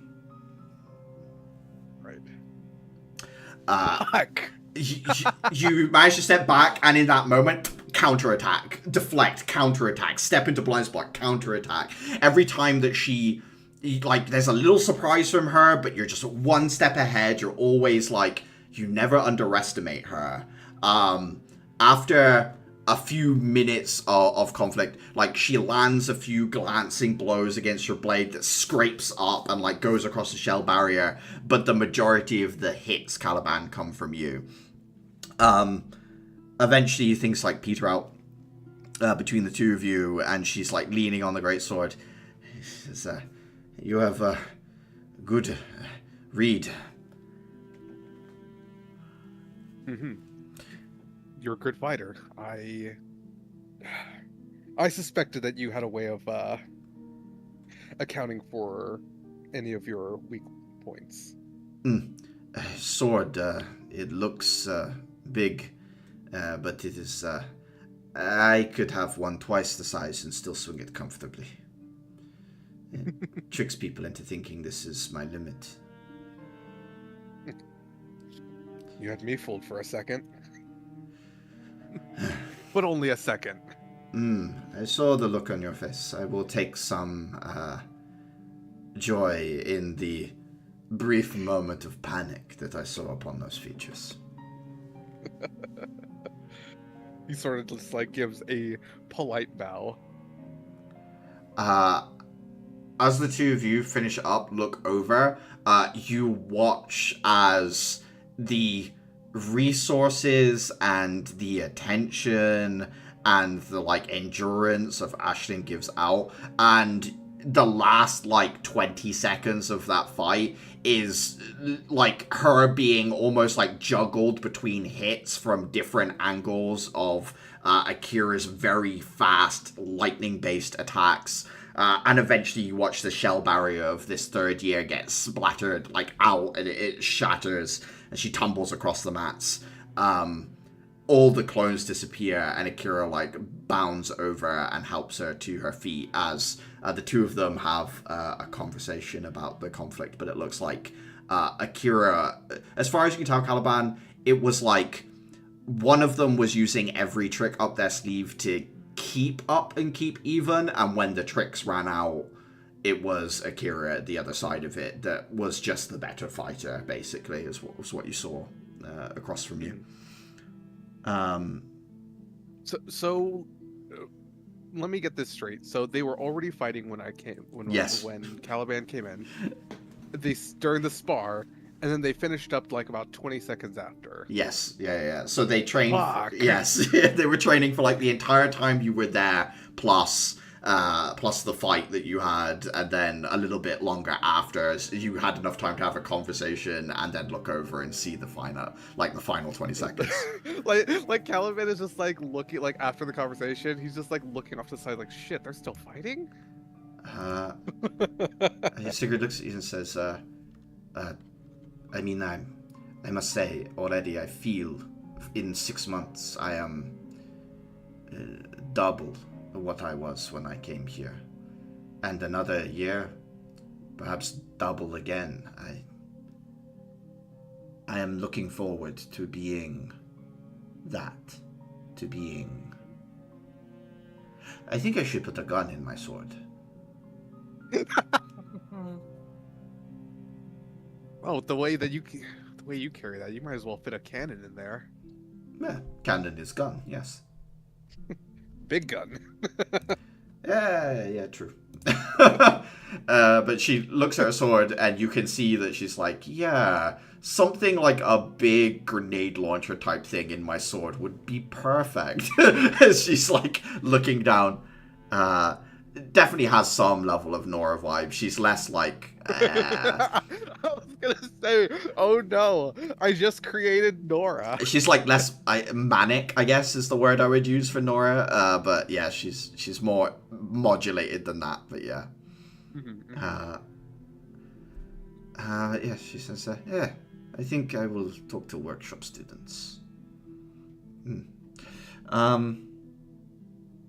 But yeah, Caliban, your sword held up, and you took you were able to parry some hefty blows up close when she didn't have as much weight to swing with the sword. But you think it probably would have held even at the edge. It's your arms that would have given out and been pushed aside rather than the blade, which is a first for you, a sword that seems to be stronger than you are. Incredible. At least at an ambient level. Who knows, with you adapting to certain situations, whether this would last under the crushing weight of a gravity golem again, but...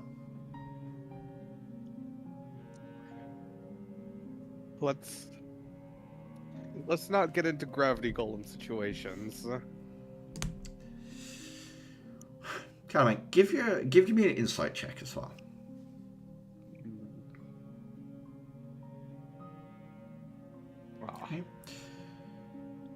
having moved your body in this way for the first time since the away mission, you know, having had some downtime on the train, all of the, like, the wings manifesting, these being called, like, a half, like, divine being, the cultist on top of the roof telling you could be something more. Fighting like this, it sort of sunk into you that, like, you do feel a little strange in your own body right now. You can't quite place it, but it's almost like you weren't aware of something before, and now that you are, there are, like, certain parts of you that are aware of it as well. Like your body is almost independently being awoken to something devoid of, like, your mind and what you think and feel. There's like an almost strangely detached feeling from what you physically are and who you mentally are, that sometimes things feel odd.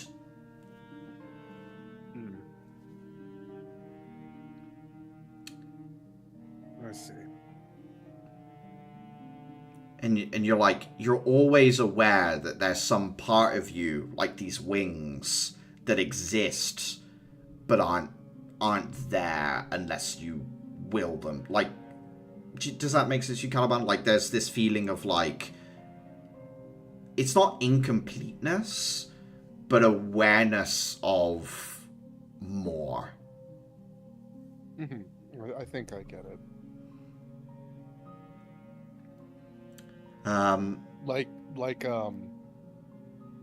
His body is like a vessel that just, like, keeps building upon itself.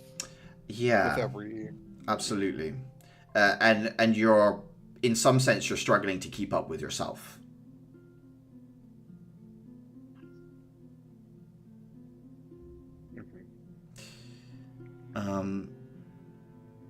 I don't know whether you want to just stay and do drills for a little bit longer, Caliban, or whether there's somewhere else you'd like to go. He'll stay aside and just, like, keep an eye out. If anybody else wants to spar with him, he'll be, like, happy to oblige. You see that most people in here seem to be, like, doing their own thing. A lot of the first years are obviously busy right now, Caliban, and only the 2 third years are, like, slumped up against a wall talking to each other. Like, so yeah, it's mostly you by yourself at present, Caliban, in the halls.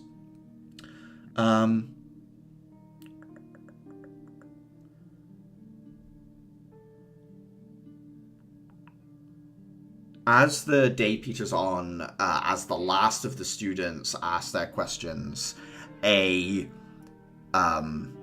message, like a document, is delivered to all first years at once on your crystal tablets, with some measure of an outline of the mission, with a full document to follow tomorrow. The joint first year mission will be in Western Dulukop. There is a castle there that was built by Old Zemes and taken over by, like, regional Dulukop powers, and then abandoned again after that. The Stark Assembly would like to re-establish the castle and use it as a garrison.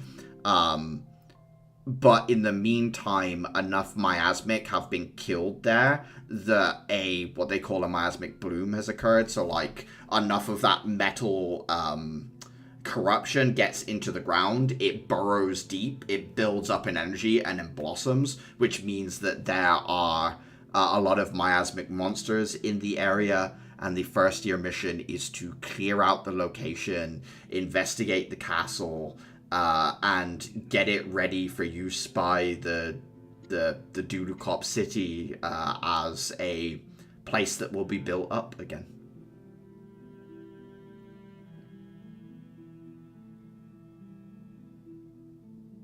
Would Dafer or I have particular knowledge of this area? I think individually you can both give me history checks.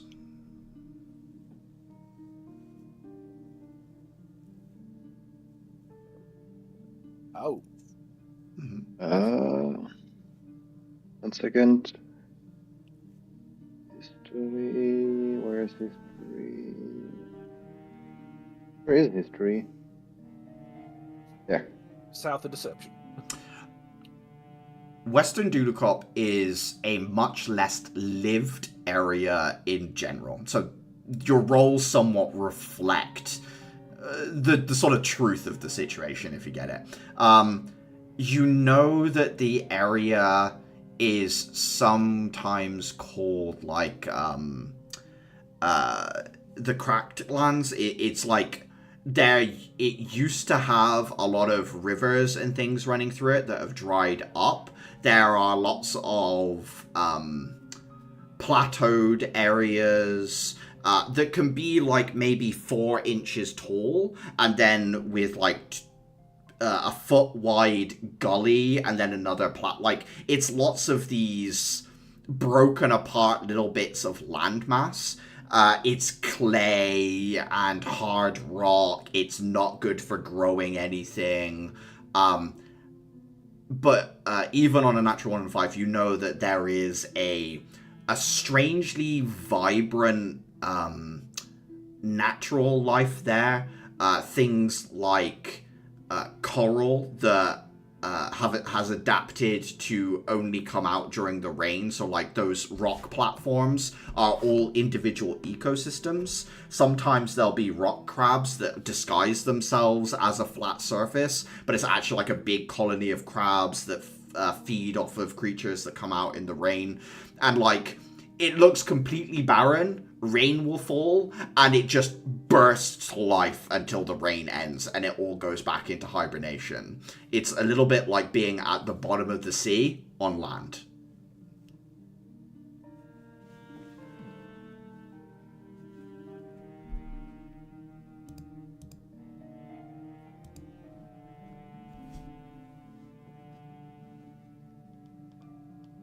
Alrighty.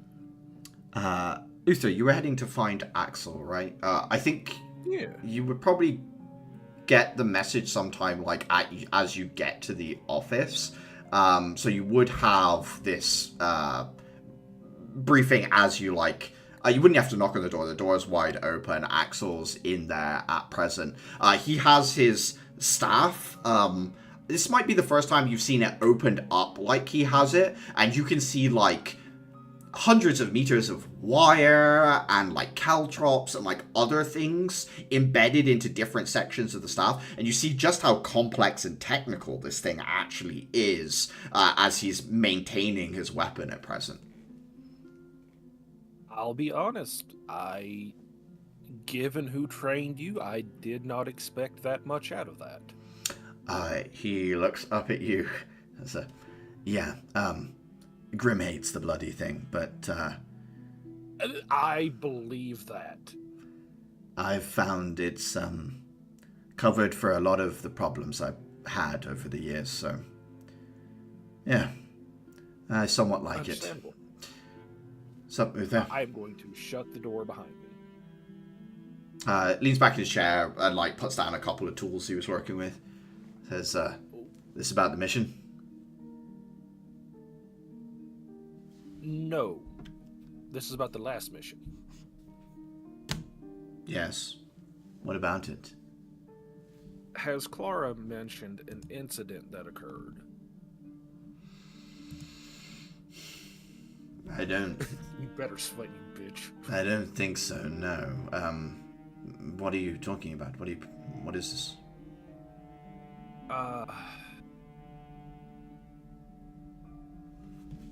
The night before we left the town... When we were staying at the older gentleman's home. Yes. Mm-hmm. Adhira and Clara were playing with Clara's witch eyes. I'm not sure she's calling it that, but yes. She's not. I am. I could have used a much worse term. I see. She We're did not not a- seem impressed. She did not seem impressed when I asked her something last night about that. Something that occurred that night completely shredded my mental defenses. I know something's not right with what I remember. I don't know what. You think this is an extended ability of Clara's sight? Quite the opposite. Clara, as I recall, was very insistent that Terminus was up to something, but didn't want to call him out on it. I have no such reservations. I'm calling the little bastard out. Terminus did something to your memory of that night. Is that what you believe? To at least me and Clara, if not all three of us. I don't know if something came up that incriminates Terminus, or if something came up that incriminates Adhira. But Terminus has proven himself to be emotionally prone to outbursts when their domain is challenged. It could be other reasons. Protective of Adhira, protective of themselves. We have Clara see what Clara's insight was. I think she got more out of it than I did. I have that weird sense that a conversation happened at least twice. Okay. But what I remember from the conversation doesn't line up.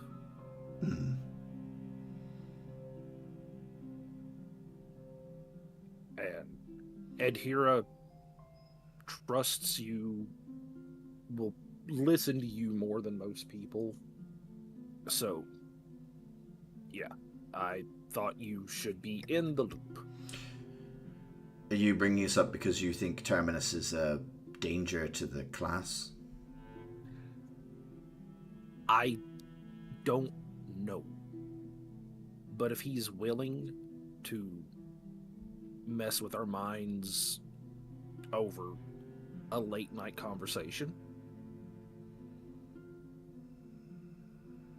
what happens if something serious comes up? Spirits are strange entities. What they see as important doesn't always line up with what we as mortals do. But that said, as an immortal being, one's perception of things, I would think, would be more important to him than certain other things.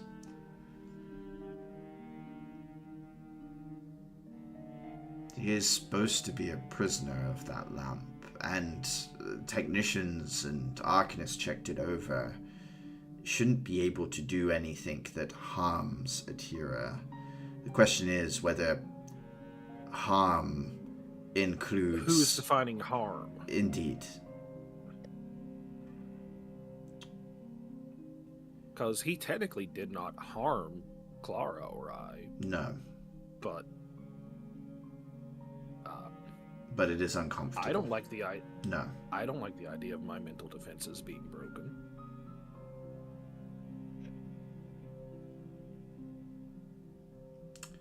I think instead of Clara, I will talk to Adhira and Terminus by myself.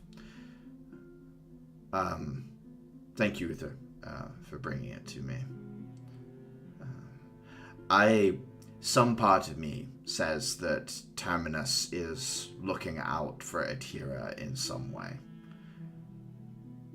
I will hold on to that until I see evidence otherwise. But certainly, I do not wish him interfering with the perceptions of Clara and yourself. If I can find some way of ensuring this harm word is clarified, I will.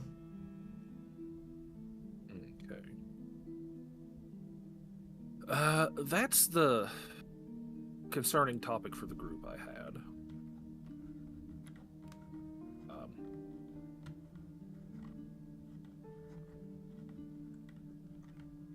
I've been handed a puzzle that I don't know what to do with.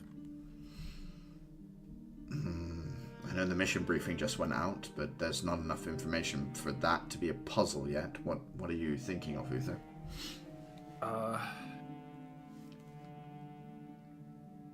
The little girl that the academy hosts. Do you mean Crescent, I assume? There is No, the other little girl, the painter, the drawer. Yes? What of her? I bumped into her one night, and she handed me a drawing.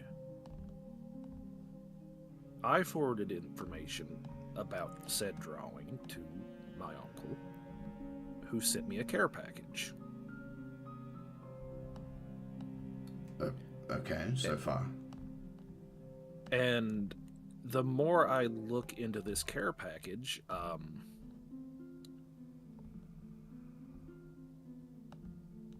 the more I'm squinting at what is potentially at minimum treason, and I'm not sure what to do with that. Treason on a local scale, not treason on a international scale. Treason to the city, or treason to your home? Not the city. City would... I could probably get away with more here than I could there, with what I'm seeing. And this is something your mother had? It was allegedly everything that is in that box came from my mother's study.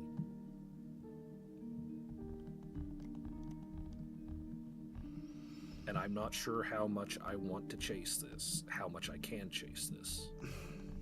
It'd be an invasive What direction? question, perhaps, Uther, but as far as I'm aware, your mother was a loyal bodyguard of many of the members of the Stark Assembly at various points in their career. I believed she was, in some sense, a loyalist to your people. To hear that she had something...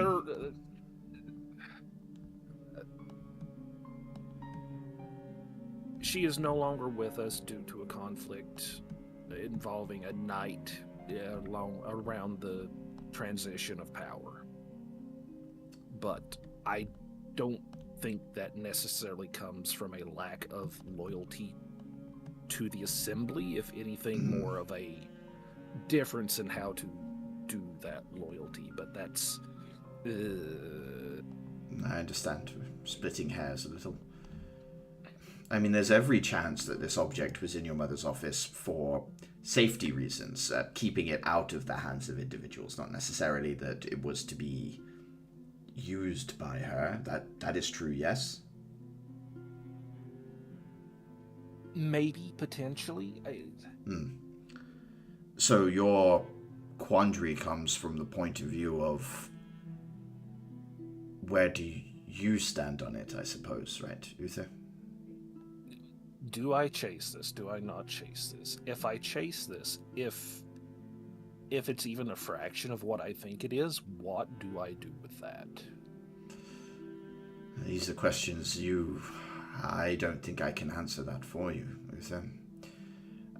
I understand that, but I need to bounce this off of someone. Okay. Then let's be... And I don't think you're going to. Let's be direct. This object you have... you say it's treasonous, but that must mean it has some level of capability. What are we talking? Is this a weapon? Is this Storm Dragon blood? Storm Dragon blood. Old. So...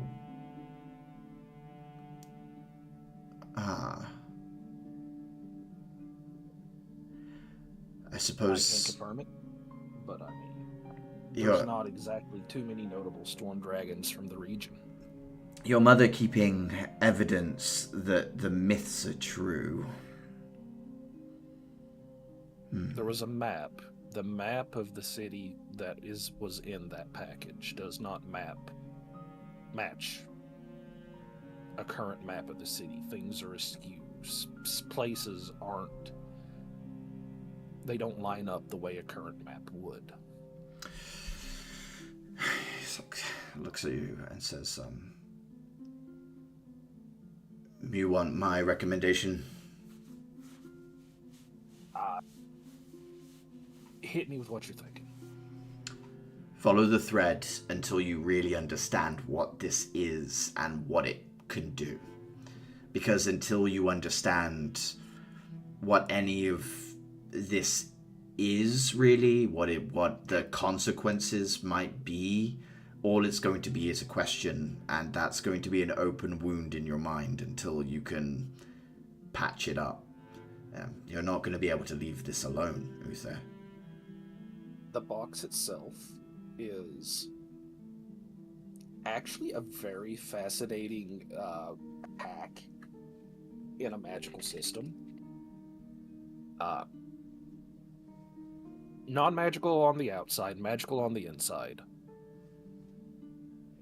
Feels like it could be used as a teleport spot without leaving a trace. Useful for bodyguards and assassins alike. I don't know how to trigger it, and I don't like the implication of triggering it without knowing fully how it works, because there is evidence that someone tried that and then couldn't get out. I certainly don't want you putting yourself at too much risk, Uther. Like I said, I don't know how to trigger it. You need expertise. You need knowledge. But you need someone... Go on. I think I'm going to dig into stories, rumors, not stories, not rumors, myths, maybe something. Because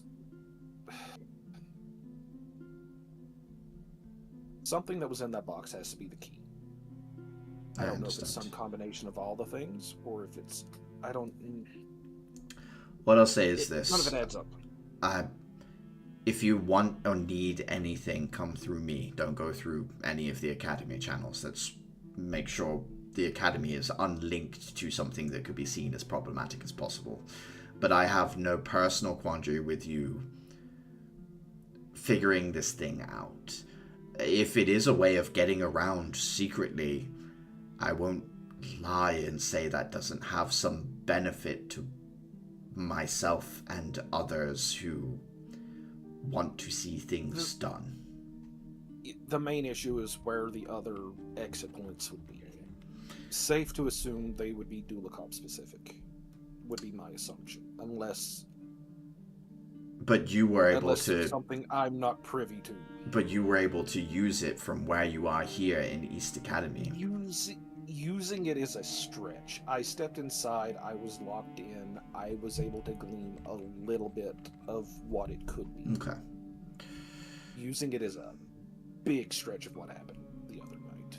Well, there's two possibilities. One is this is a doorway to your home, to Dulacop City, which has uses, or it is a doorway between these linked objects, which has much more use. If we could get hold of another one of them, more of them, there could be a network for us to move as we wish, as far as we wish, without records of trains or anything. I think there is enough benefit here to warrant investigation, Uther. Okay. I'm definitely keeping it locked, though.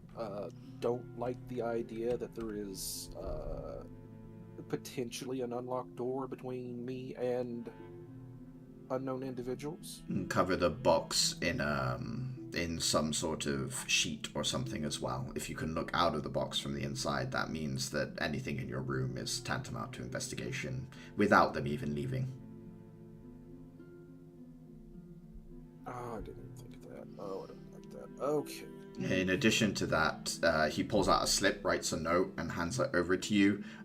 There is a request form for 5th level, sigil defensive hold person trap, basically, from the workshop that you can use. If something does have a way of getting... There has to be a way to open from the inside, surely. But I would think so.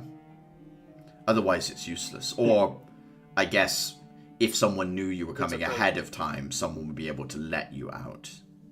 the reason I think I would rather it be a team-based thing than an individual-based thing, because, well, no, if it's a team, but someone got in. They couldn't get out. So either they were abandoned or they didn't know what they were doing. Or, well, abandoned, betrayed, or didn't know what they were doing, yes.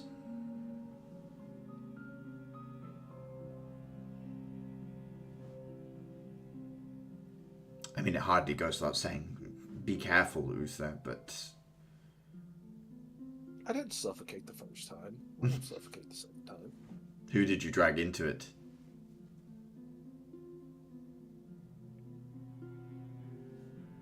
I drug myself into the box, but I had Clara's help with investigating the box because her eyes see more than mine do, and I thought it would be an interesting experiment to see if they worked on non-living entities. Clara wouldn't have been my first guess, but that is at least someone else who is cautious. It was the eye thing. The eye thing I wanted to see. I'm trying to unravel that too. I have too many moving parts right now. You could always just trust Clara. I'm not saying I don't trust Clara. I want to know how the eyes work. Well, if you asked her. She's learning, she's learning how they work, so I was adding another test sample. Is that how you framed it to her?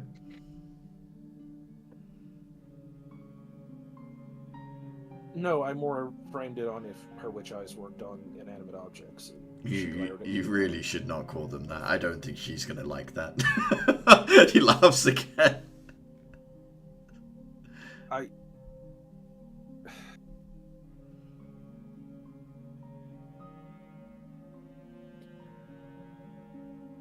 She saw my mother when she looked at me with them, and I don't know how to feel about that. So far, everything she's seen is something that is a core or a part of the person she's looking at. I mean, Uther, if you wanted evidence that your mother meant something to you, there it is.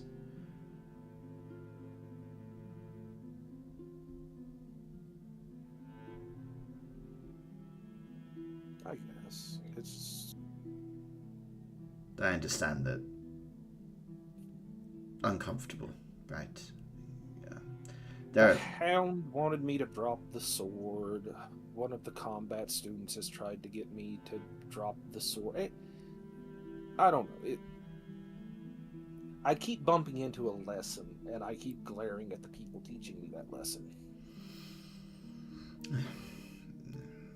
People are trying to look out for you, Uther.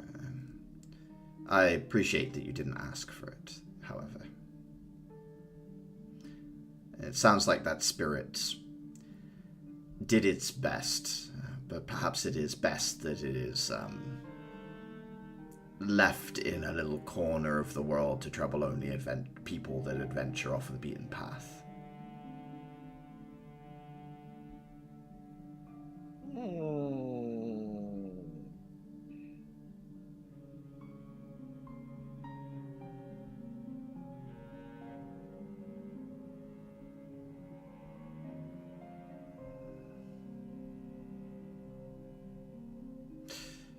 Mostly true. Well, either way. Is that everything, Uther? Do you need me for anything more? I'm going to pitch something to the class and the dorm, and we're going to see if boot camping some of the less combat-oriented students for the outing. Go ahead. Let's see. The headmistress asked me my opinion on something, and I don't know if you're in the loop, but you're probably in the loop, and... Crescent is being considered for a first-year education here at the academy. Yes. I get the logic. Yes. If she could be trusted, that would be a very useful asset. Well, the first step of getting someone to be trusted is trusting them.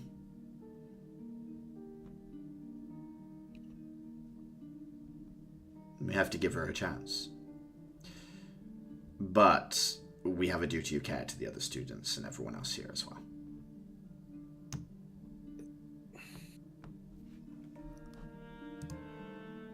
If I had a particular goal in mind that ran contrary to what people around me wanted, I would be very hesitant to trust me.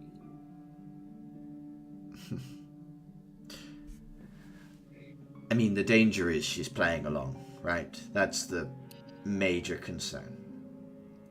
But how much of any potential change is legitimate, and how much is exactly letting people's guards die down?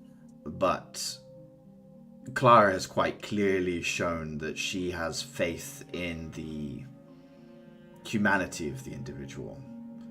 Uther, you're... Clara's a great person. I respect her thoughts on the subject.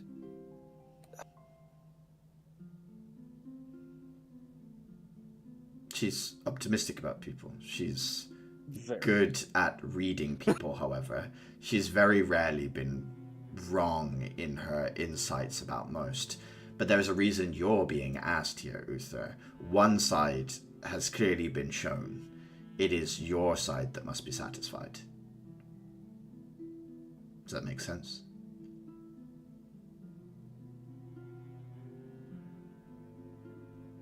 Yeah, I guess. Okay.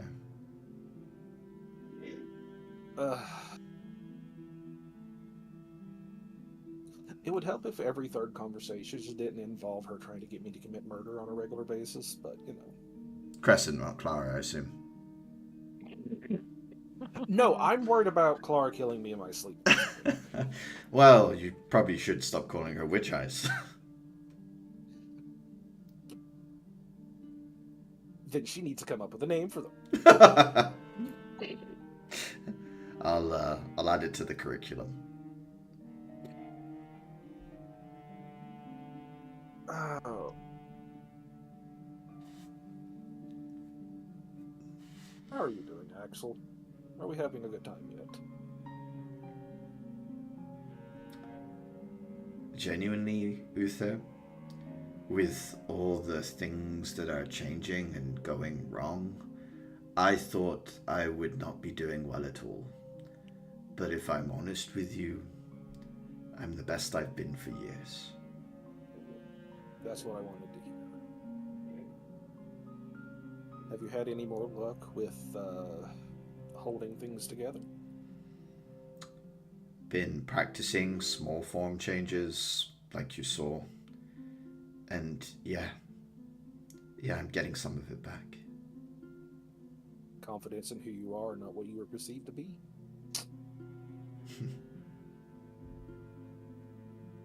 Yeah. Something like that. Alright, Andrew, what time is it in the day? By the time you got in the office, probably about midday, so it's about lunchtime, really, by the time you... Okay, alright, I'm going to pester the class, and then I guess I'm going to check in with our resident prisoner. Axel, if there's anything I can do for you, you know how to get a hold of me? Well, yeah, I know where you sleep. I'm not convinced you sleep, so I cannot return the vaguely ominous statement. Yeah, standing up while walking. It's a military thing. I thought a military thing was falling asleep anywhere with no warning. Exactly. Anywhere, no warning. Still walking. Spooky. That doesn't sound right. It's because I'm lying. Yeah, I believe that. Alright, I'm going to cause trouble for other people. As you do. And I will begin to hunt down the class. I think at this time, like, Clara, you'd be in the like the little. Oh God, I lost all sense of the English language. Give me 1 second. Clubhouse. You're in the club room. You're with Mistle. Oh my god. There are a few other people in there that have brought their lunch in and are like sharing it with the slimes and stuff like that. Mistle gets the message on her little pad about what the mission's going to be. She kind of looks up at you and says, Western Dulucop, huh? I've never been, but I've read some books. The nature there is wonderful, Clara. I think you'll quite like it. I'm sure it would be lovely. She looks down at her own tablet. Unfortunately, I'm not sure how much of it we'll see alive, given the amount of miasmic this seems to suggest. Yes, true. I hadn't thought of that. I hope the rock crabs are okay. We can do two things at once. You Yeah. know, we'll have a look. If it rains, we'll sneak off and take a look at some of the things. Are you hungry? I'm hungry. Everyone eating around us is making me hungry. I could definitely go for some food. Dafer is in the cooking club, right? Yes, he is. What do you think are the odds that he's made something? Is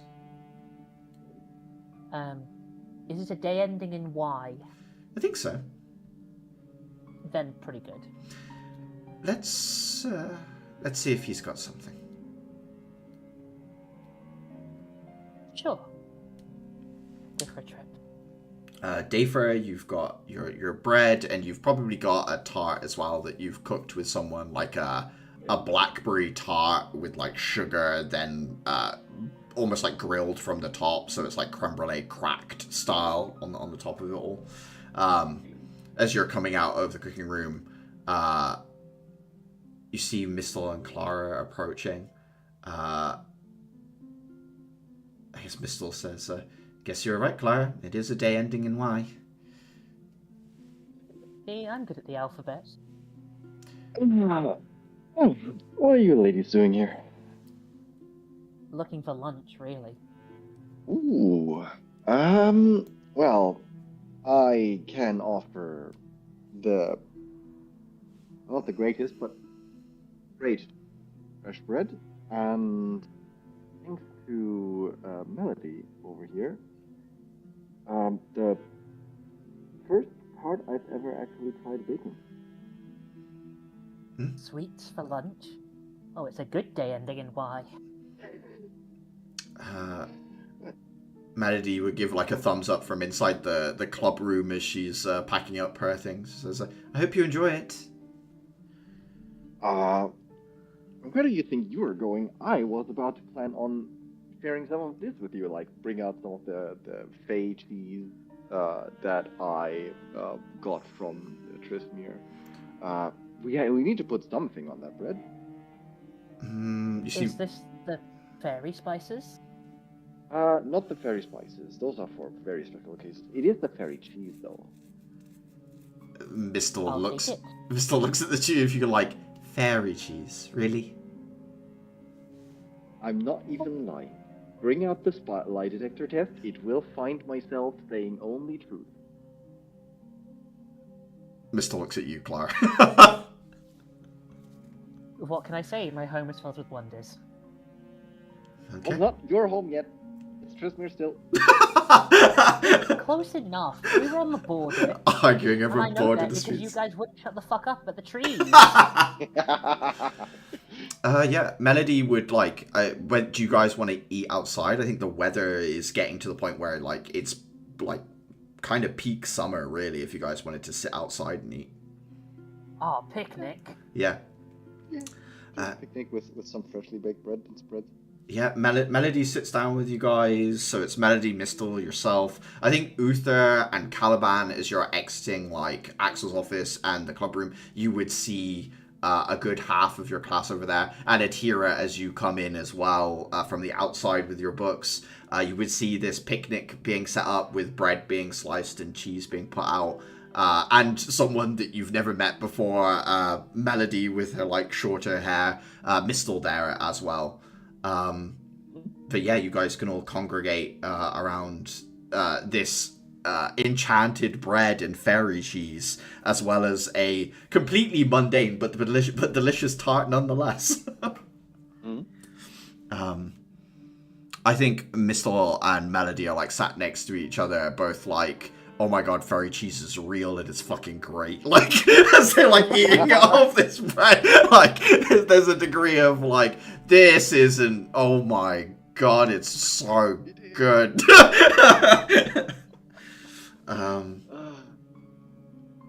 Caliban, as you're approaching, Mistel would look up at you and say, Caliban, fairy cheese is real and I think you should have some. It just makes out it of real more fairies? sparkly. No, it's not made out of... Wait, is it made out of fairy cheese? It's like, oh shit! Am I eating fairies? Made out of fairy cheese? They say romance is dead because This Caliban is- might have just killed it. The afternoon or even later? Afternoon. Yeah, it's like 1 p.m., 2 p.m., something like that.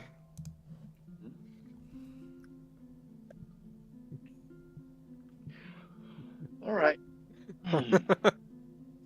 This is good stuff. Now I have two things. One, I plan to give a visit to Mortis. I already sent a message. Like I would have brought that up now, but like during one of the downtimes, I would have like sent a message to be like, hey, I would come over later to hold up my end of the bargain. Oh, you send a message to the people at Immortus, got you. Yeah. But this is the first the group is hearing of it, right, I think? Yeah. Yeah, okay. Dayford, And- buddy, you're going to hate it there. Are you defecting? What? No. Why would I? Oh, right.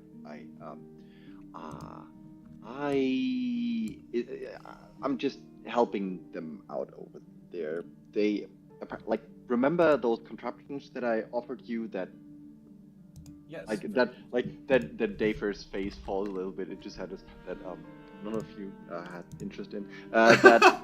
Excuse you. I've used it. I just haven't used it on the last mission because I needed other spells. It's fine, Uther. I understand. But apparently you've like from when we tried it out, from what I recall, we all didn't have much issue using it. That is not an ability shared by anyone in Immortus. And that is causing them trouble in their own research on Ambar. I'm sure they love having to ask for help over there. I mean, it pretty much gave me an offer I very much couldn't refuse on that one. Imagine getting a 5th level Stonewall Crystal for your village, combined with a pretty significant line of ambar, which we've been struggling with in general, which Dylan had also been struggling with to get like enough materials for. Melody would Not even nod. Ask you? Who came to ask? Oh god. Let me check out the name because like the student's name I believe was called Dal. Yeah, Dal, D-A-H-L. I think it was a Praetor? Praetor, yeah. That was his title anyway. Praetor, yeah, and but all of this was orchestrated by some Praetor entity, apparently. Do I recognize that name from my time there? Okay, give me a history check. Sure.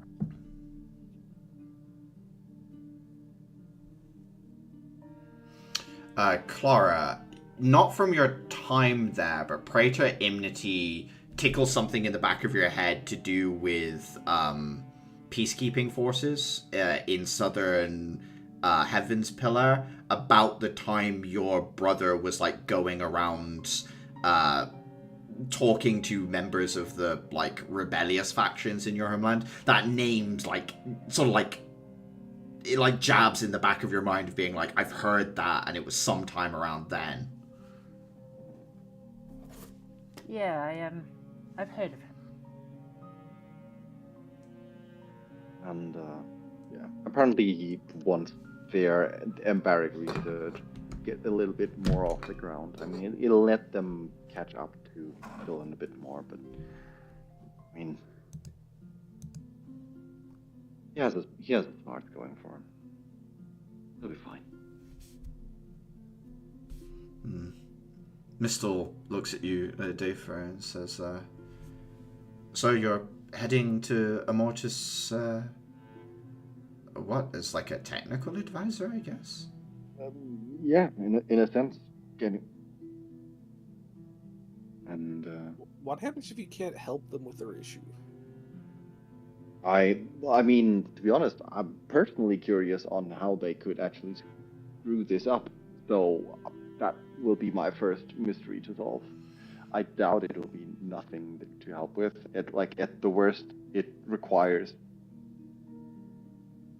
I have actually no idea, because what would actually separate us from just any other normal student? I mean, sure, I didn't ask Andres to check it out, but I doubt he would have much trouble. Melody, who you like have literally like kind of met today, Dave, looks at you and says, Amber has problems around dense energy.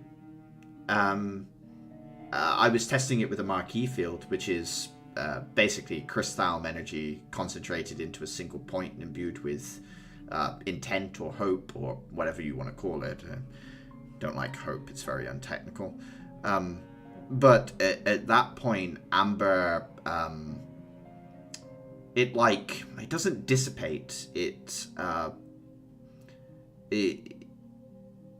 almost like, you know, when you use a crystal to cast a spell, you picture something and you sort of envision and give will to it. Mm-hmm. It's like two conflicting wills don't work together. The desire to shape the Marquis field means that you can't shape Amber Lightning. I know that. But that shouldn't stop someone from using Marquis fields are far from a thing that people carry around with them. I mean, she gestures off to like a structure nearby, this like gargantuous, this tube that like the purple energy wafts out of the top to form the dome above you guys. Like, they're massive things. I mean, there are smaller ones, but they're energy hungry. It also feels odd that this would be the problem. I mean, as much as I accept that the Immortus students are exceptional in their own right, I highly doubt that their cell density is that much more advanced over ours, that they are so hopelessly outclassing us that their mere presence sets off Ambar. I don't know. They could be doing something different with their shells. Melody shakes head and says, I don't think shell energy would be a problem. It doesn't require the same intentionality behind it. Shells are more like an extension of your own body. It's like the defenses are autonomous. I mean, sure, you can take control of it, but it's not quite the same. Who all here do we know that has successfully been able to manipulate Amber energy? I slowly raise my hand mildly. I mean, you, me, points at Mistel. I assume you. Me? Well, I mean, yes. Most of the people I know from Dudacop, from my home, it's used all the time.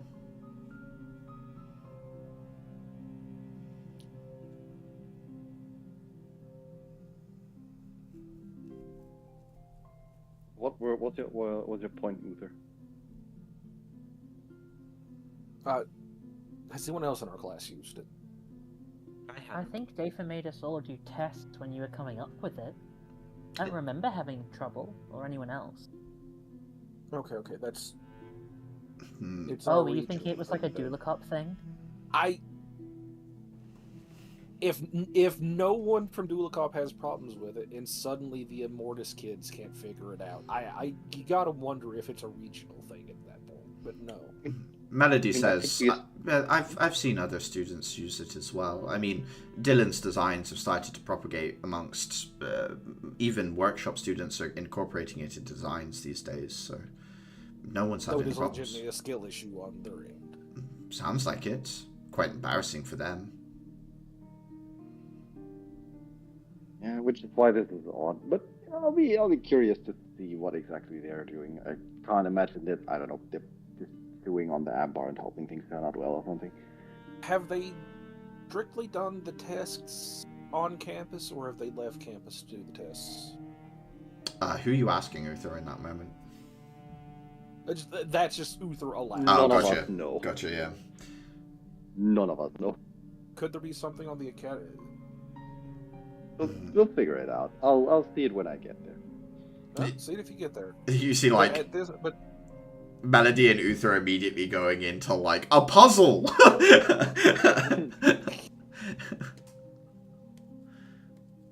I'm gonna try some of this fairy cheese. I'm sat reading my books. It is most delectable here. There's a depth of flavor here that like constantly grows the longer you are chewing on a piece. It is sweet and then it gets earthier, and then at the end there is this like resurgence of it's like that mustardy sweetness that comes with something that has been like properly aged and things like that. So yeah. I will be making a meal out of that.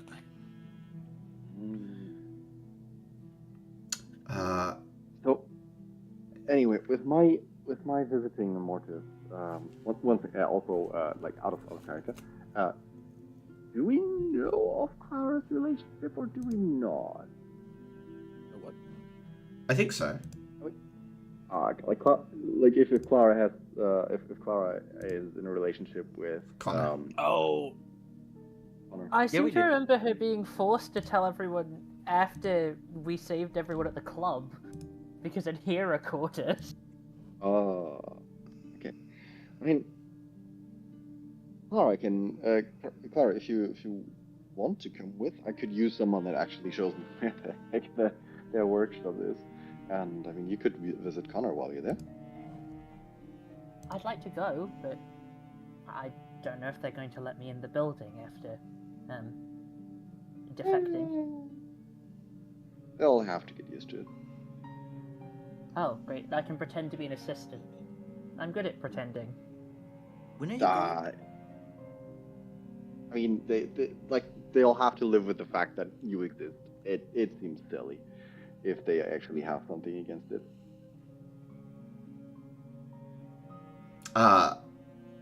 Dafra, they were pretty willing to pick you up whenever. When did you say you were going to them?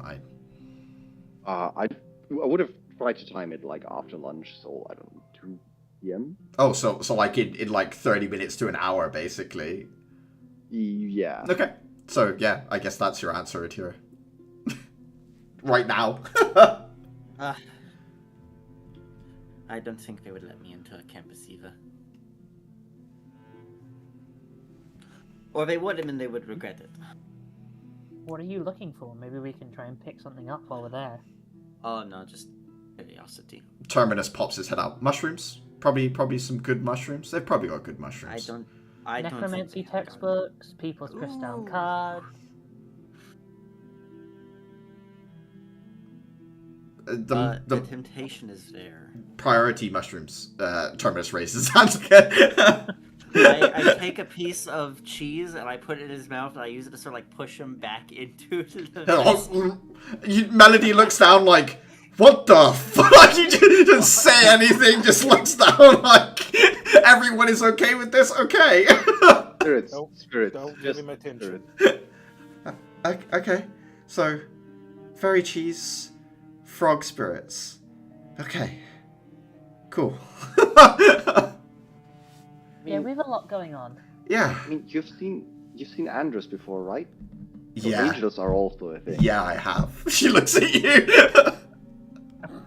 He is amazing. She looks at you, Tyrion nods and says, he's got something, that's alright. Corrupting the boy. What is Kale doing? You don't see? It's just you guys here right now.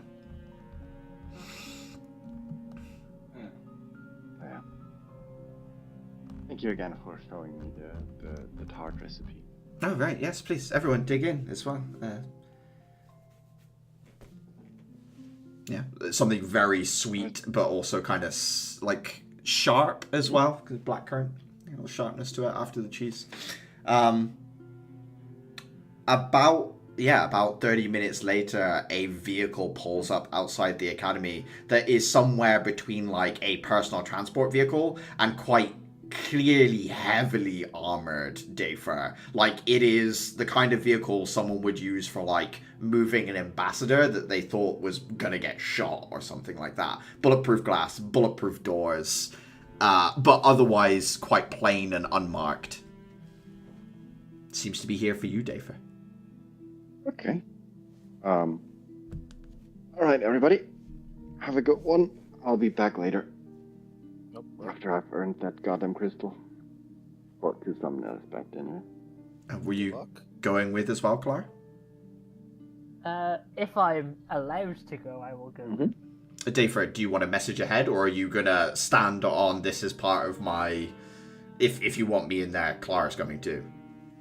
I mean, I would message ahead that Clara would also be coming, and I would do it in a manner that makes it sound like it seems very obvious. It's not. That It's not a question. Yes, I understand. Yeah. I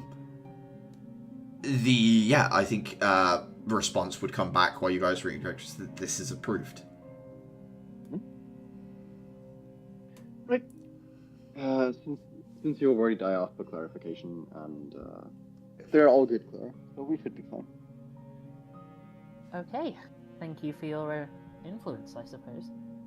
I don't. That's not. It is. Okay. It clearly is. Mr. Nods looks at you, Dayfur, and says, people aren't just allowed on the grounds. The security protocol, there are secrets in that place.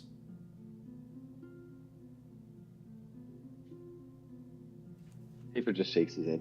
I mean, I can't refute your words. I just don't think it means as much as you make it out to be.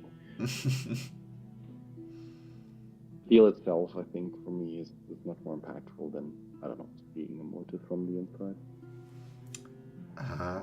Well, yeah, Dayfur, Clara, heading to the car. It's got the similar configuration as Elias's, where in the back there are two kind of like seat sections facing each other. Dahl is there, and also like some kind of just like a driver type individual who, takes anything you want to put in the boot or anything like that. But Dahl smiles, kind of like inclines his head to you, Dayfur, and says, "We didn't expect a message back so quickly. Thank you for your expediency."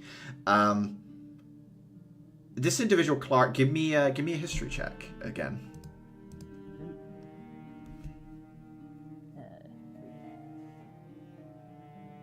That's 15. better. You remember seeing this person while you were a Mortis briefly. One of the first-year students. A Mortis doesn't quite divide itself up like combat, non-combat students, but students have dedicated support teams, however. Dahl is one of the dedicated support team members, quite likely developing like weapons, like kind of like Izzy is to you guys in a sense. But yeah, never really had much cause to speak to them. On a 15, I don't think you remember who they were supporting, but it wasn't anyone that you were closely involved with, shall we say. Yeah. But they smile and they say, and this is, puts out a hand towards you, Clara. Clara.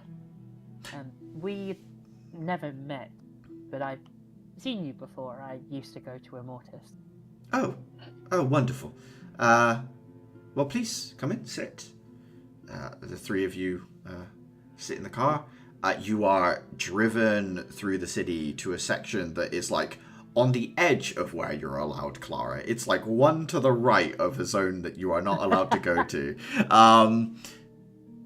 Arriving here, Dafer, the structure is taller than it is wide. There are like huge Greco-Roman pillars that support the edges of a building that itself is about as big as the East Academy campus, but just in one building.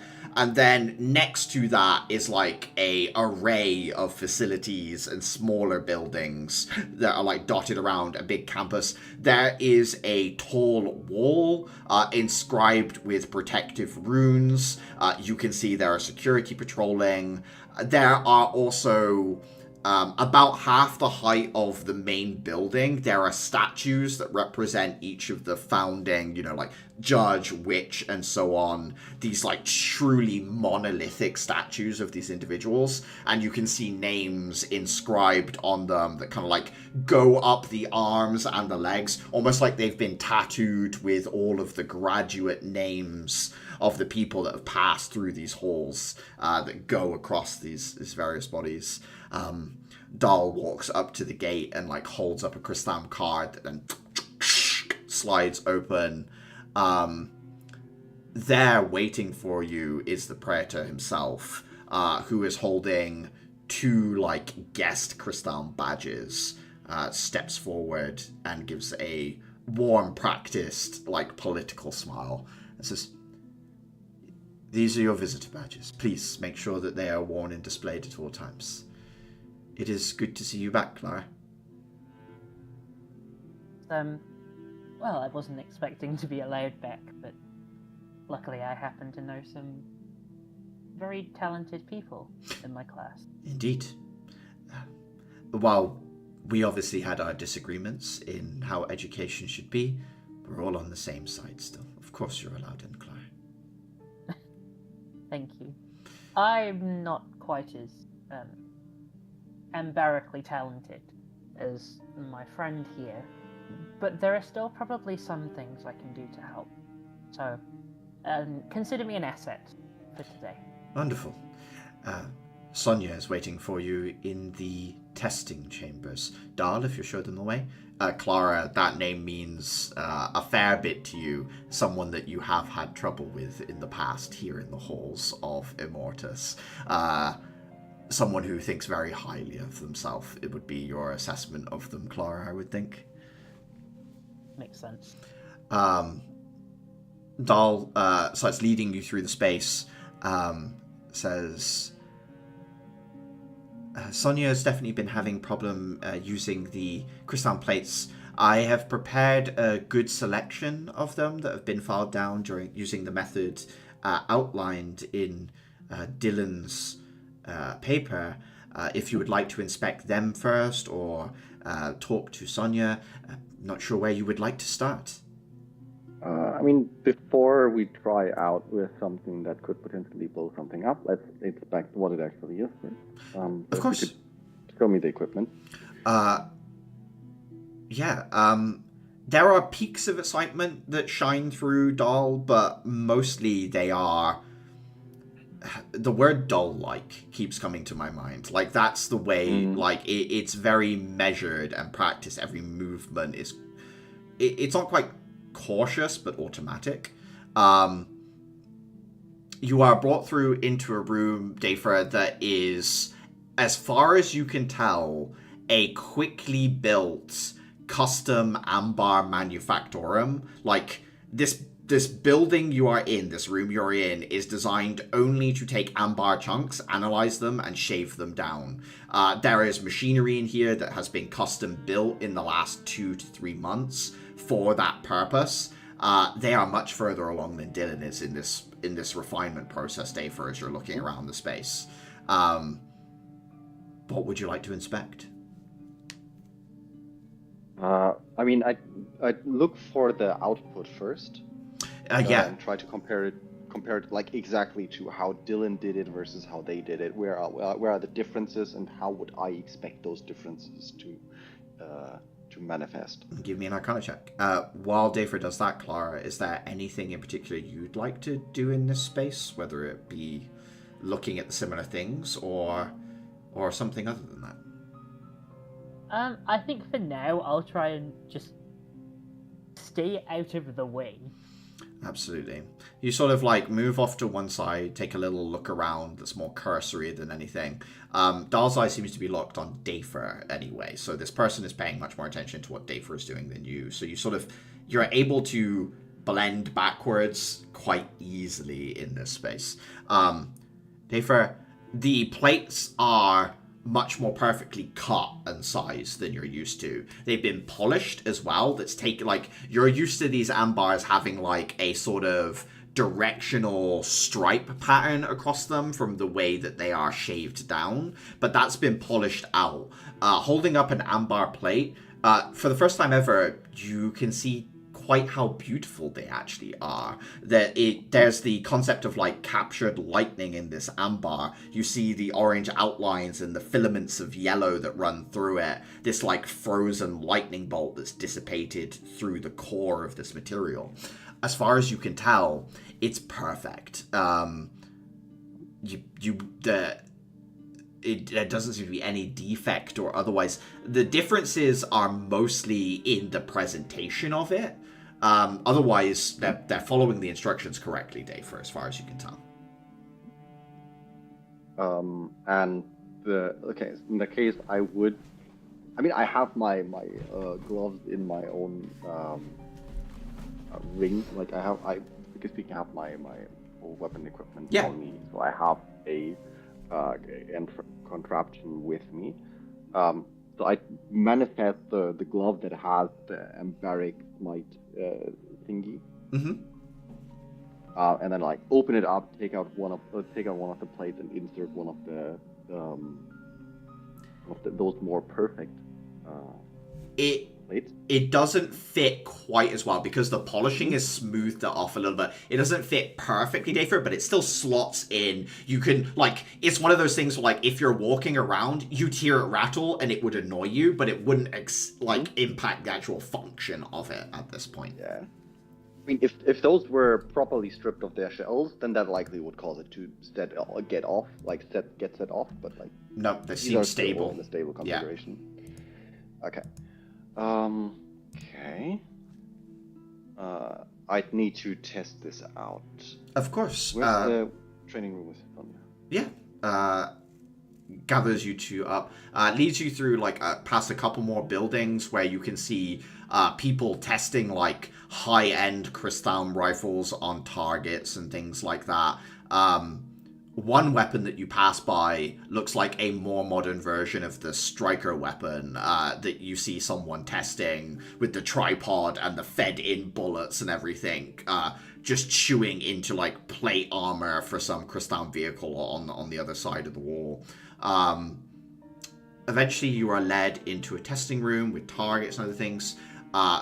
Sonia is definitely Parisian from the city itself.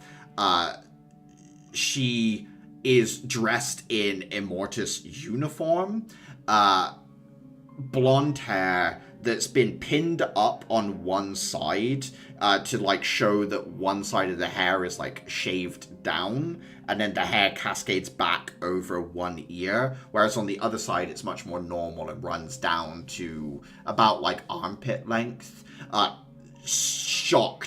Shocking bright blue eyes that almost seem to give off light more than anything. She is wearing on her hands very much like a Tifa style of glove with like the metal cap knuckles, but each of the metal caps appears to be made of like crystal that's been shaved down and inscribed with runes. Dafer, at a glance, it looks like the runes have something to do with, it's like echo or repeating or something like that. The idea of something happening multiple times in rapidity. Mm-hmm. You walk in, her eyes go Dafer, Clara, Dafer, and goes from a neutral expression to a smile with a slight smirk. And she says, you must be Dafer. A pleasure. She puts out a hand. Pleasure is mine. You must be Sonia. That is I. While she's shaking her hand, she looks over at you, Clara, and says, forgive me for not introducing myself. I believe we've already met. I remember. I see you snuck in with a friend. I see you needed my friend's help. Oh. Okay. How about you focus on why we're here? Of course. I'll remain professional. She glances at Clara and then back to you. I give her like a look for that, like that did not go past me, and decide to approach one of the training dummies anyway. Okay. This is the contraption I'm currently using for these. I like point at my glove. I have one of your plates inserted. Let's see if that might be the issue here. Yeah. And I'd basically try to strike the training dummy or whatever target there is, firing off exactly that plate. You blast a hole clean through it with the lightning, just as you expect, Dafer. Dahl's eyes go wide. Sonia does what I can describe as a polite golf clap, and then looks at you and says, well, how did you do it? Did you picture something in particular?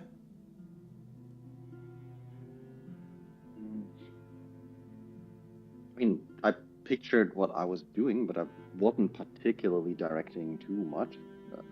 Let me... if I focus on how I felt my shell directing or anything, like was I subconsciously directing my shell in any way, shape, or form doing that? Dafer, from your point of view, it's the same as using Crystal. You focus, you have an intent, you envision what you want from it. It happens. It's pretty much like Crystal. You trigger the plate, then cracking you trigger the plate, make sure that it unloads its energy. You picture your end result, which typically is just blasting through something with electric charge. You watch Sonia sigh with frustration. She's like, yes, well, if I hadn't thought of that. She picks up one of these crystal plates, crushes it with her hand, and points it towards, like, one of the dummies nearby. And you watch the lightning... Have you ever, like, dropped water onto hydrophobic material where it, like, spreads out into equal beads across the surface and repels from itself? The lightning spreads out across her shell, moves across her whole body in these, like, tiny equal lightning packets that fizzle out into nothing as the energy disperses harmlessly across the entire surface of her, basically. She says, and then she, like, lets the crumbled pieces fall to the ground and says, it doesn't work. Do you have a... Like, my contraption is pretty much... Does it do more than just cracking the plate, essentially? Your contraption has more pieces to it, but it shouldn't be essential to it, Dafer. Yours allows you to channel the lightning to specific points much easier. You're using your rune to, like, reinforce your gear against the material so that you don't score the metal or anything. Like, you're not harming your rune work or anything like that. You've put in extra precautions because of how you function. From the point of view of someone, other than the fact that you imagine that just hurt because she just took the lightning, like, almost like being hit by a smite full bore, right? Like, she just did that. There's nothing special that really should have been there. The special thing is Dylan's work, the plate manufacturing and how that functions. Okay. Let me think real quick. Go ahead. Oh. She like dusts her hands Look, off. we have Shell, we have Intent, which is directing it, and we have Amber, which supplies just the energy and follow the intent. You have to impose your will upon the Amber, which could be hindered by either something interfering with your health or 16. That's the first thing I think I would think of. What equipment do you use? What things interfere with your shell? She'll start like taking off bits and pieces and like putting it down. You can give me an Arcana check to like look over what she's got. Day for Clara, is there anything you'd like to do in this moment? In the words of Uther, I'd like to use my witch eyes. Yes. I'm not directly looking at her. I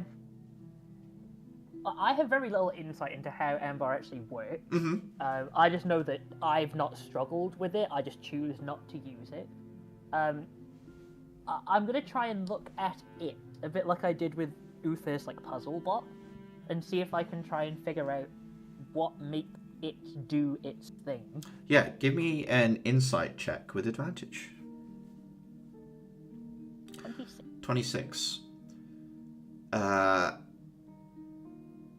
Looking over like the plate and the shell, you can see that the shell itself is artificial as far as you can tell, Clara.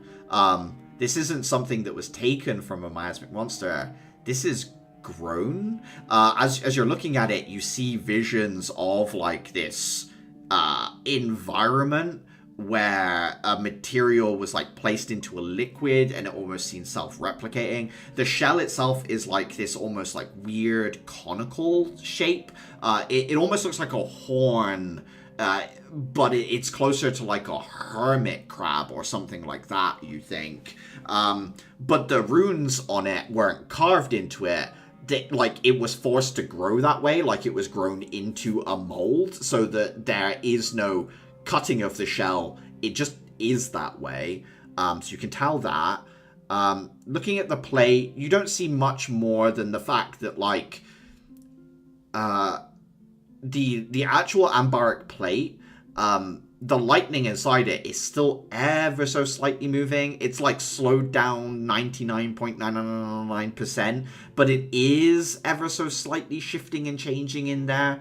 So the lightning is still almost like when glass runs, right? Where if you leave it for a long time, it'll eventually pool at the bottom. That lightning will eventually pool at the edges of the ambar plate in hundreds of years or something like that, you think, Clara. On a 26, you do catch a glimpse of Sonia herself. And what you see is who she is as a person, like at her deepest core.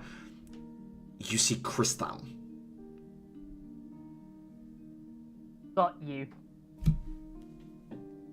Dafra, on an 11, looking over these like various objects,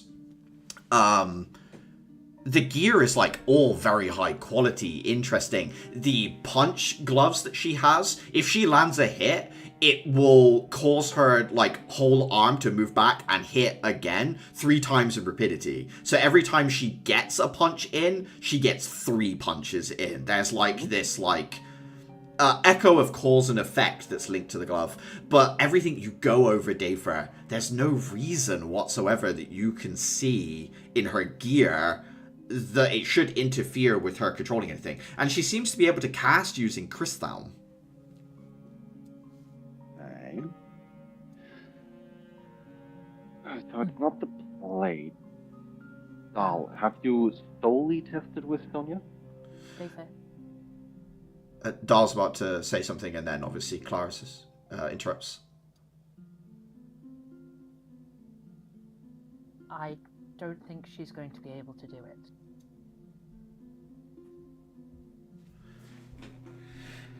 Why?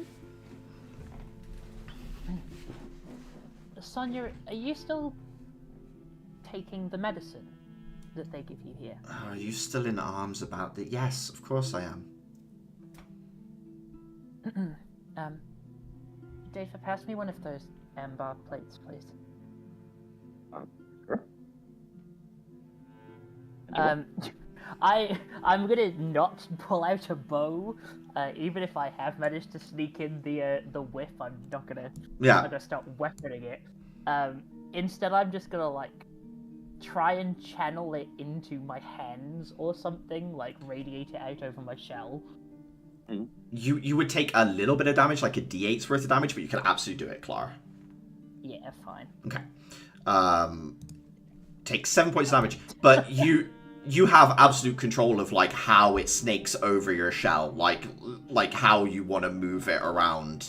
Yeah, Clara, there's no problem for you whatsoever. Ow! Now I remember why I don't use these things. That. You could have.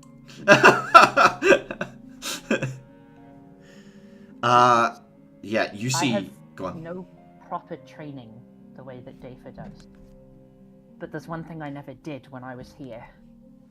I never took the medication. It's changed your body too much.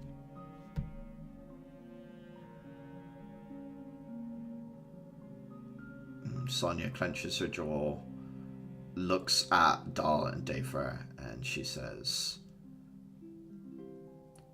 I want the two of you to figure out a way that I can use this, even if there is some fundamental problem with the medicine. There must be a way that amber can be used by myself. If you are somehow special in the sense of you not interacting with spells the same way I do, I will need to know what makes you different from your Tom, Dick, and Harry that you give a shell. I need to know what the heck Carl was just mentioning. Dahl looks a little uncomfortable and says, I mean, I'm not even really sure. I'd have to ask the Praetor for that one. Dafer, since this testing isn't going anywhere, would you mind just sitting and looking some of my notes with me? If we can't get it to work this way, maybe we can find some machine-based way of doing at least something with the amber. Would that work for you? We can try. Thank you. Dahl looks at Sonia and says, sorry, Sonia, to waste your time. You're free to go. And she, like, almost just like... It's like she breezes out of the room, but there's a little bit more distaste in it, where she like flows cleanly to the door. It opens and closes quietly, but there's something in every motion that just screams annoyance and disdain. Dahl opens up like a big tome that they've clearly been working on themselves. Dave starts working through it. Eventually, however, there is a knock at the door. The door sort of opens up, and Connor walks into the space. You know, literally, like the frame of the door is like the shit, like him moving through the door. It's like sized for him as he gets in here. Looks around and says, "Clara, I heard you were on campus." Needs to travel fast at this place. Well, you know, ex-student and all. Gossip likes to circle. Never changes. No, it doesn't. But I am happy to see you here. I'm happy to see you. And I'm even more delighted to tell you that Sonia has a face like a smacked ass and probably will for the rest of the day. You see Dahl read slightly louder, as if that might cover up their ability to hear that, so that they don't have to be the person that yes, this chapter, Connor looks over as, Dafer, good to see him. Hey, Connor. I assume like handshake. Yeah. His strong hand in yours, you feel the strength there as he grips you. One second, Dal. Did you also try these out at some point? Yeah, couldn't get the hang of the damn things.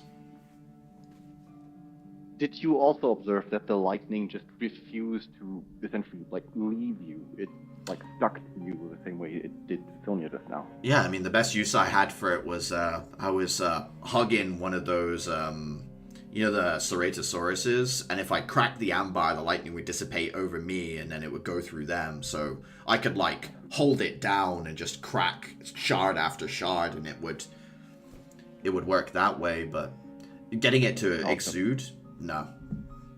Harriet, why were you holding a Ceratosaurus? Well, I mean, if it moves, it he like mimes, you know, scratching. Why do you sound so upset, Clara? That's a perfectly reasonable thing to a Ceratosaurus. Yeah. Can you just go back to your chapter, please? Okay, God. We may have cracked the code ever so slightly. Are you still taking the medication here as well? The medication not so much, but they still have me go through that. There's that chamber that you go through that restores your shell barrier. You still go to that every week. Maybe it's your shell. Looks at his shell. Clara, you recognize this one seems to be a divergent shell, maybe gotten from the field or something like that Connor has that he lifts up. Says, picked this up, must have been a month ago. I had the problem before that, and I think I still have it. I haven't tried since swapping. Would you? Yeah, of course. For you, anything. Here. Throw him a plate. Catches it. It's like, what do you want me to do with it? I mean, you have a new shell. Crack it, try to direct your lightning to something. Points his hand at one of the dummies, uses a thumb to, like, crack it. Again, lightning dissipates over the surface of him to, like, no real effect. Says, nothing, sorry. So it's not those shells. It's gotta be the medicine or the chamber. If only I could get my hands on some.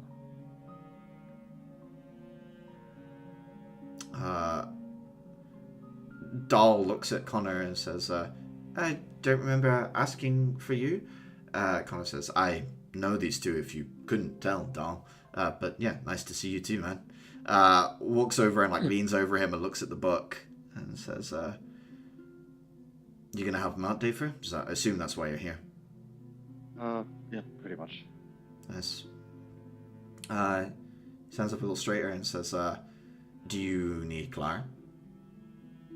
No, and pretty much that's why I initially intended to bring her. However, you have proven far more useful than I had any hope for. So thank you very much for your help, Clara. But you have now your free time. He pats you on the shoulder and says, you're a good friend. And then turns to you, Clara, and says, want to go for a walk? Sure. My witch eyes have already exceeded expectations. He opens up the door, looks at you and says, witch eyes? We'll talk Why about do it you on the call way. them that? I didn't. Yes, I did. So far, I have nothing better to call them. Oh no, it's catching on! He starts walking you through the grounds that are as beautiful as you remember. Statues and fountains and climber ivy. The light here is tint shifted so that it's more like actual daylight. Kind of walking alongside and says, I did hope when I heard you were here that maybe you had come back, but no luck, huh? I can. I just don't... There's so much here that has such good potential, and the way that they treat it, it just doesn't make any sense to me. I get it, Clara. I mean, I won't lie. I mean, I feel like maybe like a product or a soldier, but in some sense I was more used to feeling like a soldier than maybe you ever were, so I could see how it wouldn't get along with you. I'm still surprised you didn't transfer when I did. You were watching me like a hawk since the minute we get here, and then you let me transfer schools out of your sight. I thought maybe some part of you was also trying to get away from me.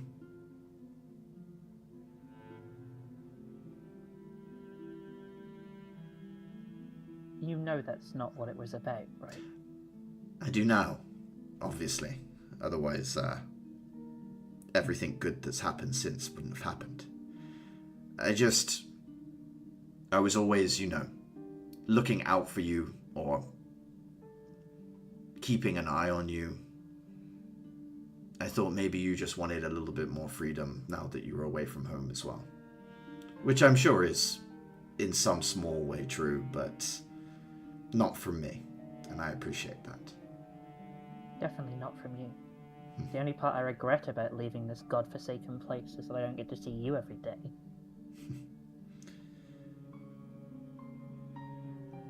This weekend, though, right? You gonna send me a message about theater? Yes, I was asked, and I thought, you could display your talents. Oh, I'm hardly a singer. Me neither, but we'll muddle through. It's only for fun. Of course. With you? I'm up for it.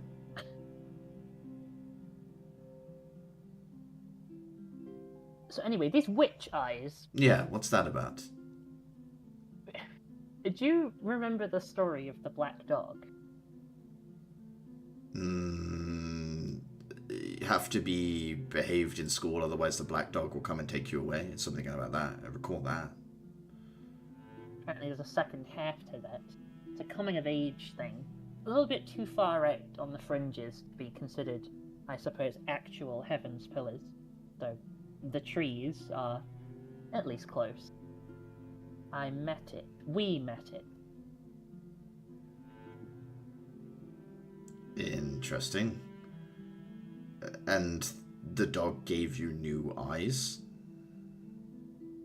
It's more like it made all of us realize that there were things that we could do that we'd either been willfully ignoring or weren't aware of.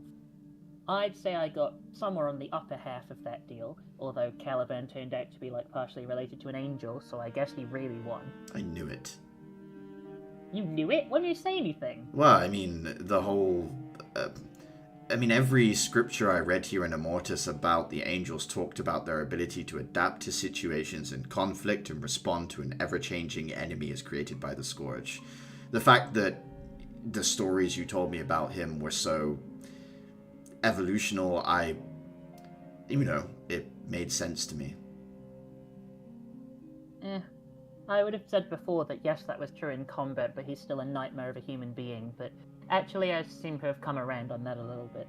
He's fallen in love with a girl I used to hate, and is now my best friend.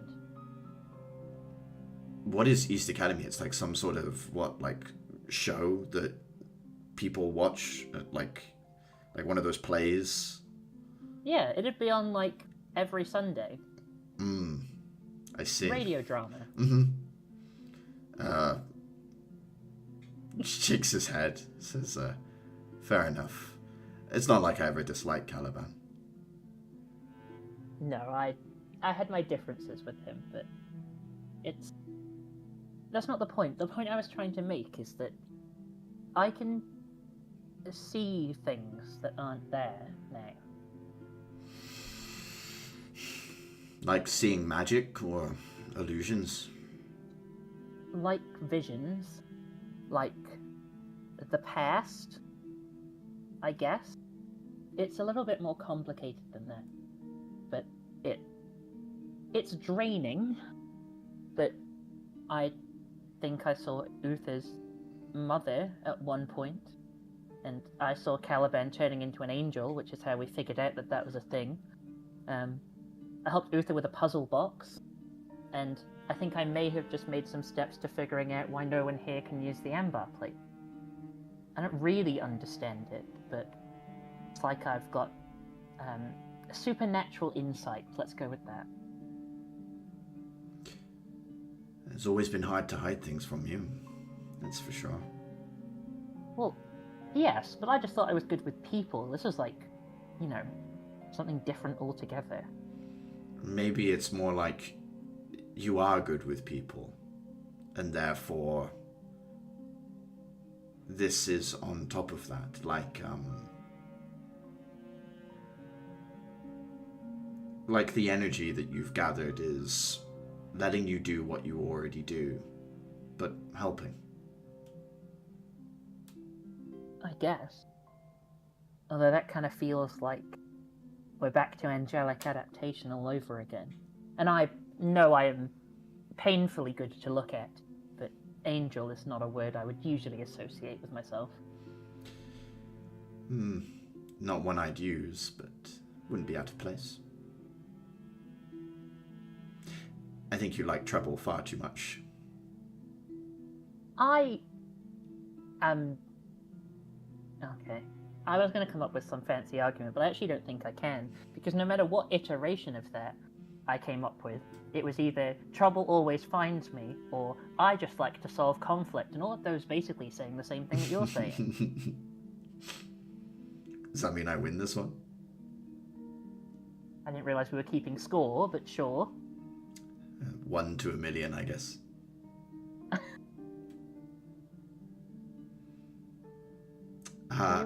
Yeah. What do you think will happen after?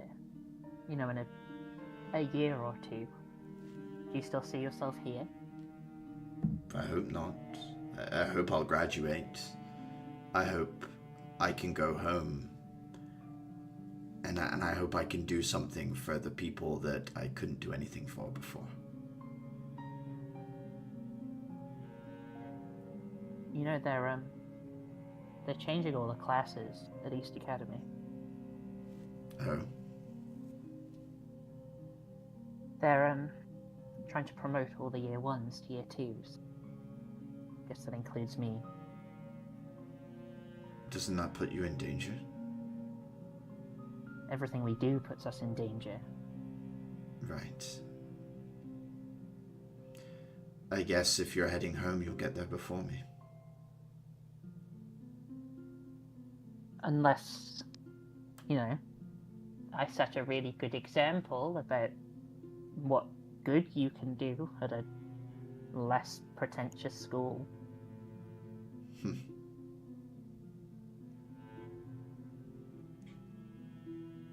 He thinks and says, maybe it's better that you get there first. Yeah, you're better with the nuances of things. I'm worried I'll lose my temper or something.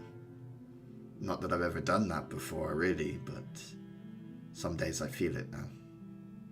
Annoyance for the other students, the stupidity.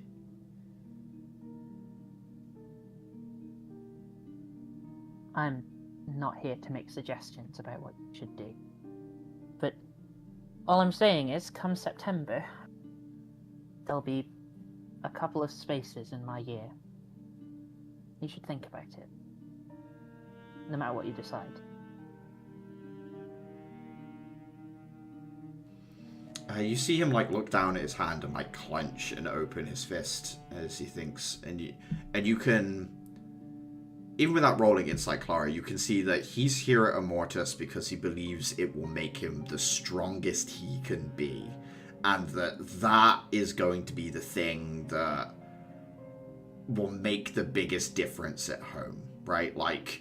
If he stays here at Immortus, when he goes back, there won't be anything that can stop him.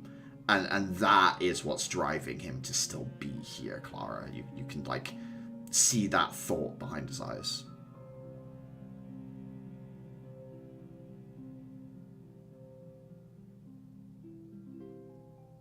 And then he looks at you and says, I'll consider it, but I know this place is making me... I'm strong. I've never been stronger. Okay, I get it. Guess I'll just have to prove my point by overtaking you. I'll kick your ass at some point, then you'll have to understand that I'm clearly at the Superior Academy now. I'll take that deal. Come on, I don't want to be dour. This is supposed to be fun. I'm here for like a couple of hours before they ship Dafer off back to, well, wherever they ship people off that they don't need, and I have to be dragged back. If we're having fun, want me to show you something cool? I'd love to see something cool. There's a building over here that has no gravity. Come on. Oh my god! And he, like, leads you through some hallways into a building where you guys can, like... It's literally just, like, a whole building with rooms and doors and, like, holes in the ceilings that you can, like, space bounce around, basically. Local girl used to climbing trees, now practices climbing buildings. From the inside. Dafer, give me an Arcana check with advantage. 9. The two of you, Dahl and yourself, sit down, and he starts showing you the design of these autonomous, like, tubes with the energy in them, and he starts talking about how even if the students here can't use these, being able to have soldiers that don't need to directly put themselves in danger is his goal. He wants to be able to, like, have a squad of soldiers each operating one of these, and the ambar is a much more abundant source of energy, so it would be better to use it this way. He has you, like, sit down and go over his notes. Dafer, some of this is way too complicated for, like, your wheelhouse of expertises, and some of it is weirdly rudimentary for, like, the things you are interested in. What you're able to do is, like, transpose what you know well on top of what Dahl knows well, and, like, start talking about what rune work can go on this to make things more efficient and run better, even if, like, amber can't be used by the students here. You start, like, being able to help him with this design. Is there anything in particular you'd want to know about the design to, like, take away with you, like, in your mind, or that you would like to build into the design for, like, safety or otherwise, Dafer? Like, in this moment, this is, like, the ground level of a technology that you can see coming about in the Peacekeeper military quite prolifically. And you're here when it's being born, right? Like, is there anything you want to do in this moment, Dafer?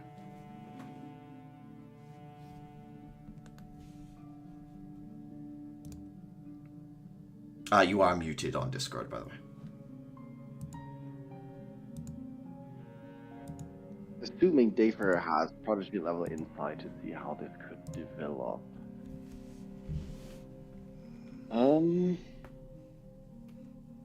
It's remote controlled, right? Or does the person have their senses tied to the drone as they control it? What happens is someone it works in a similar way to the idea of, like, intent, but you need a much better, like, visual memory awareness. So, like, someone who closes their eyes and thinks of an apple and it doesn't actually appear in their mind's eye couldn't use this device. It also means that, like, if there was an area, like, if you had a corner of a building and you didn't actually know what around the corner of that building looked like, you couldn't send it around. You would need to have actual visual memory of where you went. Dafer, in some sense, this device is almost custom made for a brain like yours. With your ability to recall things exactly as they are, picture perfectly, you could have this drone take the journey on the train all the way to somewhere you've been on the other side of the city, and it never technically be out of range because in your mind's eye you can see it so clearly. It might bump up against things that are actually there, but you could use this thing across an incredible range. Some people, obviously most people don't have that ability to extrapolate that far, but still it has, like, a good range of, like, whatever the person can actually accurately remember.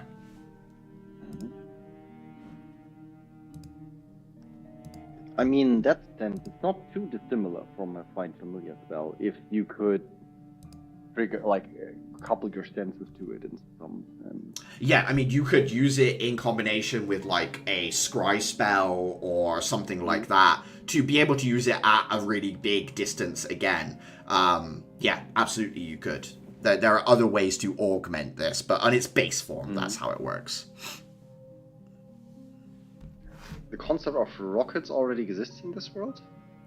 Not really, because I think rocket engine implies a certain amount of design on like the actual propulsion system, but the idea of explosives, artillery is a much more commonly used thing, Dafer.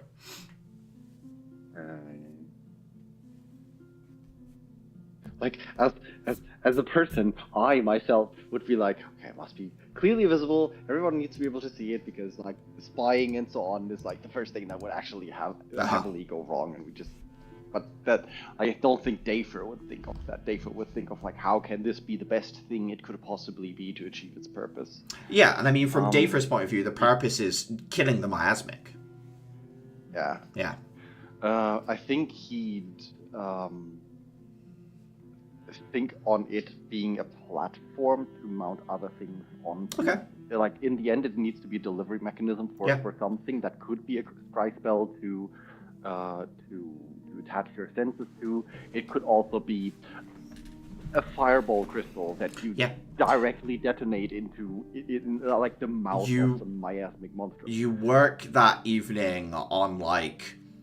You and Dahl design a sort of modularity sleeve to it that might slot in different components that would be useful for it. That's what the two of you do, while Clara and Connor are playing Zero Gravity Lovey-Dovey in a building somewhere nearby. You're like designing this weapon of war with Dahl.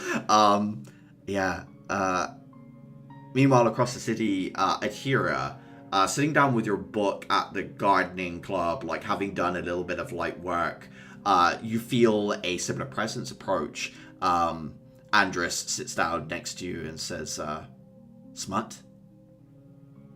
No, it's... No. He smiles. What? I finished reading the last one you gave me. You knew that was the reaction. You knew what you were doing when you walked up. I applaud you. Thank you. I thought of it all the way here. I saw you at a distance, and I... No, this is research I'm doing. Oh. Working on making a new spell, or taking an old one, making it new. You see the message from the academy? Heading to do look up. Never been myself. Yeah. Me neither. Where have you all been? Well, we went to the Vangi border. That was fun. Apart from the nightmare haunting miasmic, but otherwise it was quite beautiful. Maybe do look up will also be beautiful. Aside from when we are in a big terror fortress filled with whatever miasmic bloom is. It's like a detonation of energy. My concern is a miasmic bloom always gives birth to one very nasty miasmic. There's always a, shall we say, a big bad boss of the group. No information on what that could be or whether it's moved on or not. So that, I think, will be our biggest problem. What do you... Closes her book. What do you think of all this change that's happening? Thinks for a moment, says, do you think things are ever not changing? I mean, I know it affects us a lot, but isn't that because we chose this? I mean, you could go pretty much anywhere in the world, right? I mean, I could. We don't have to be here. Something compelled us to be here. We're burning our lives at both ends of the candle to be a force for something important. So, I guess it worries me, but also I accept it.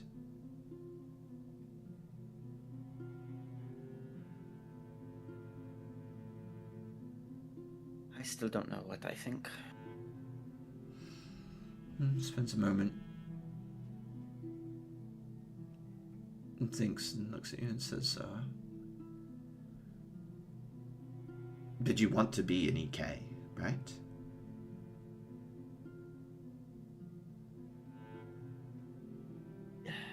Yes and no. I enjoy what I'm able to do. I enjoy this power. I enjoy being able to become more. But I did not make this decision after a long, thought-out thinking session. I made it very abruptly, and I was angry when I did it. Are you angry now? Not as much. I was angry with someone, with how they accepted things, and I didn't want to accept it. Now I disagree with them, but I'm sad that I left them the way I did. Do they know that? I don't know. Do you want to tell them? Yeah. I do. But every time I sit down and try and write the letter, I get 3 or 4 sentences in and then crumble up the paper because I just can't think of the words. I put them down, they just don't sound right. What if you could see them face to face? That would change things. It would be an easier way to do it. There is something I can do to help with that. What can't you do?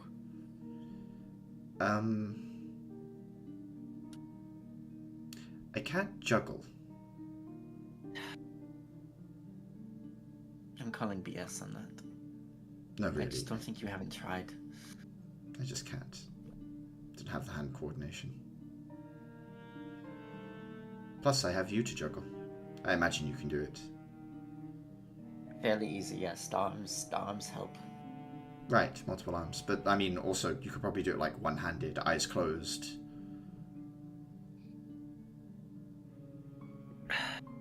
Maybe. I've never tried. And you'd look good But- doing it. I'll just focus. I am. This thing you can do. Yes. What is it? I need to know their birthday, and I'd need it to be a clear night, not under this dome. At that point, I can connect the two of you in a sort of a smaller space, one where your bodies aren't physical so much as light, but you'll be able to talk and interact somewhat normally. No hugging, I'm afraid, or at the very least you'll somewhat pass through each other, but I can connect to people as long as it isn't myself across most distances.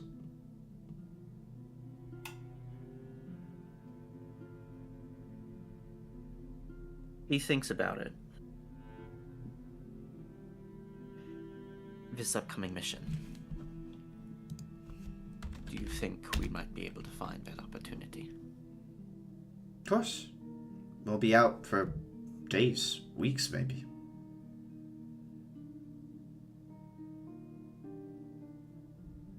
See if I can remember the birth date. Even just a month will help. It'll shorten how long you can talk with them, but you'll still be able to do it.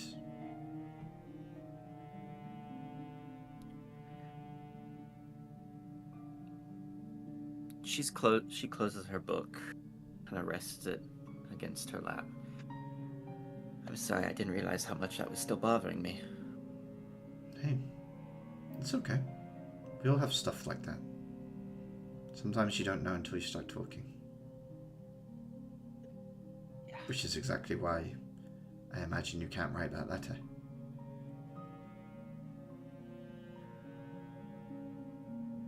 Yeah. That might be it. She's gonna sidle over and just kind of rest her head against his shoulder. You know, even though you're not sure you want to be one, you're going to be a really good EK. I think that might be what Clara would call a bias. Maybe. But I mean, without information, how is someone supposed to make that kind of decision? There's no way of escaping it, is there?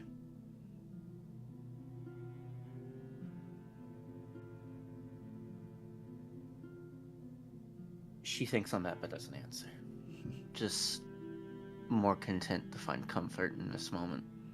Puts a hand on your head and, like, you know, just kind of holds your head to his shoulder as Melody walks past, sees the two of you together, realizes what she said, not realizing the two of you dating, turns around on her heel and walks a different direction.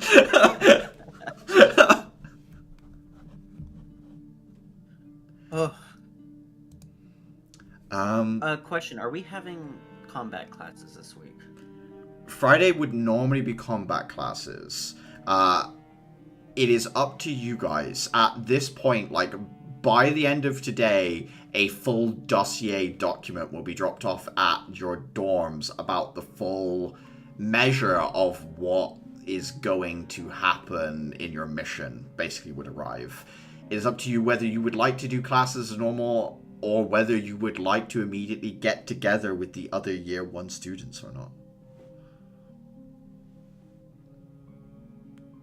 I think it would be a lot more wholesome to have a afternoon where we can gather around, get some food, and just review.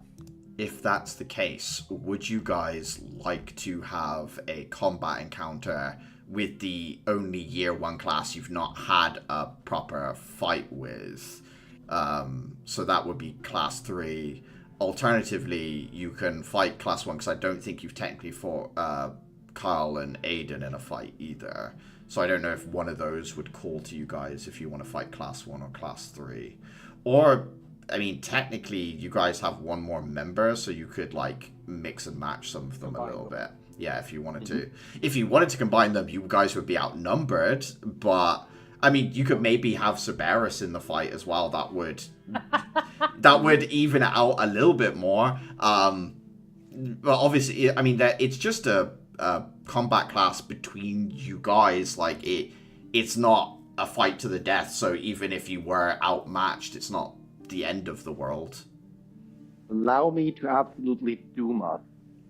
They don't have Andres amongst their rank. How bad could it be? Sigrid's about to fucking tombstone you. So if I prepare a combat that is like the year, like Class 1 and Class 3, like mixed together against you guys, that sound like what you'd want to do? Yeah? Okay.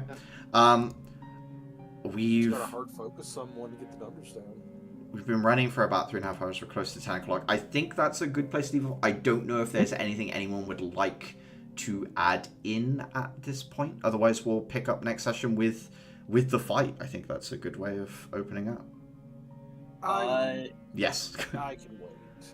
Okay. Would you count this as progress towards enhanced story, or would you like a more stable, solid research? I'd like an investigation roll, please.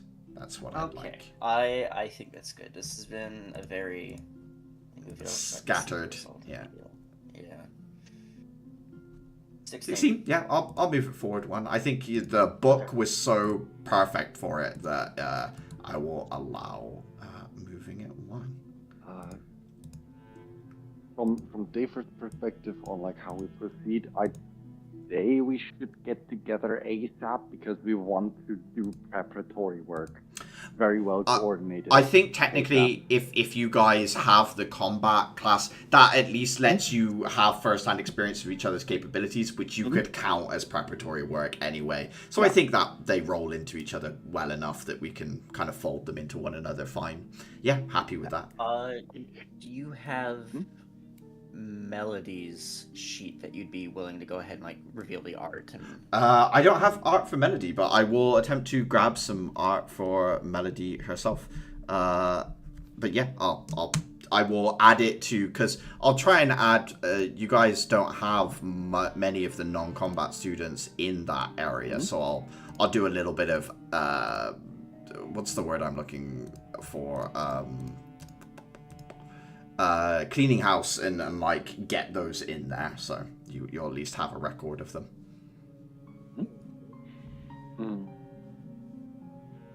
Like for the most part, what Daver is thinking about for the entire thing is he's thinking logistics, structural and so on. So if anyone could figure, like there will be the kind of work of like figuring out some kind of room combination that would work well with what we're about to do, so something that could, I don't know, solidify things or something. Yeah, I think the big thing would be to talk to the other year one students and find out what they specialize in, right? Like Mistle might be a good shout for helping out with something like that. Yeah. And who knows what the other students have under their belt. So yeah. Because strictly speaking, the second somebody figures out a rune combination that can work, I can just make a stamp and then just massify that quickly. I got a rune that'll solidify sand, I think. Will definitely be more useful in Adhira's neck of the woods. Yeah. But it can that's what I was about to say, but that's not a... It can be a starting point for solidifying brittle wall, for example. I like figuring out how to. Mm-hmm. Or you can bring sandbags with you and use it to make the sandbags sturdier. That technically works too. I mean, if it's sandbag, then you'll want me to rune stitch that. I think we'll leave it there though. All right, I'll close things down.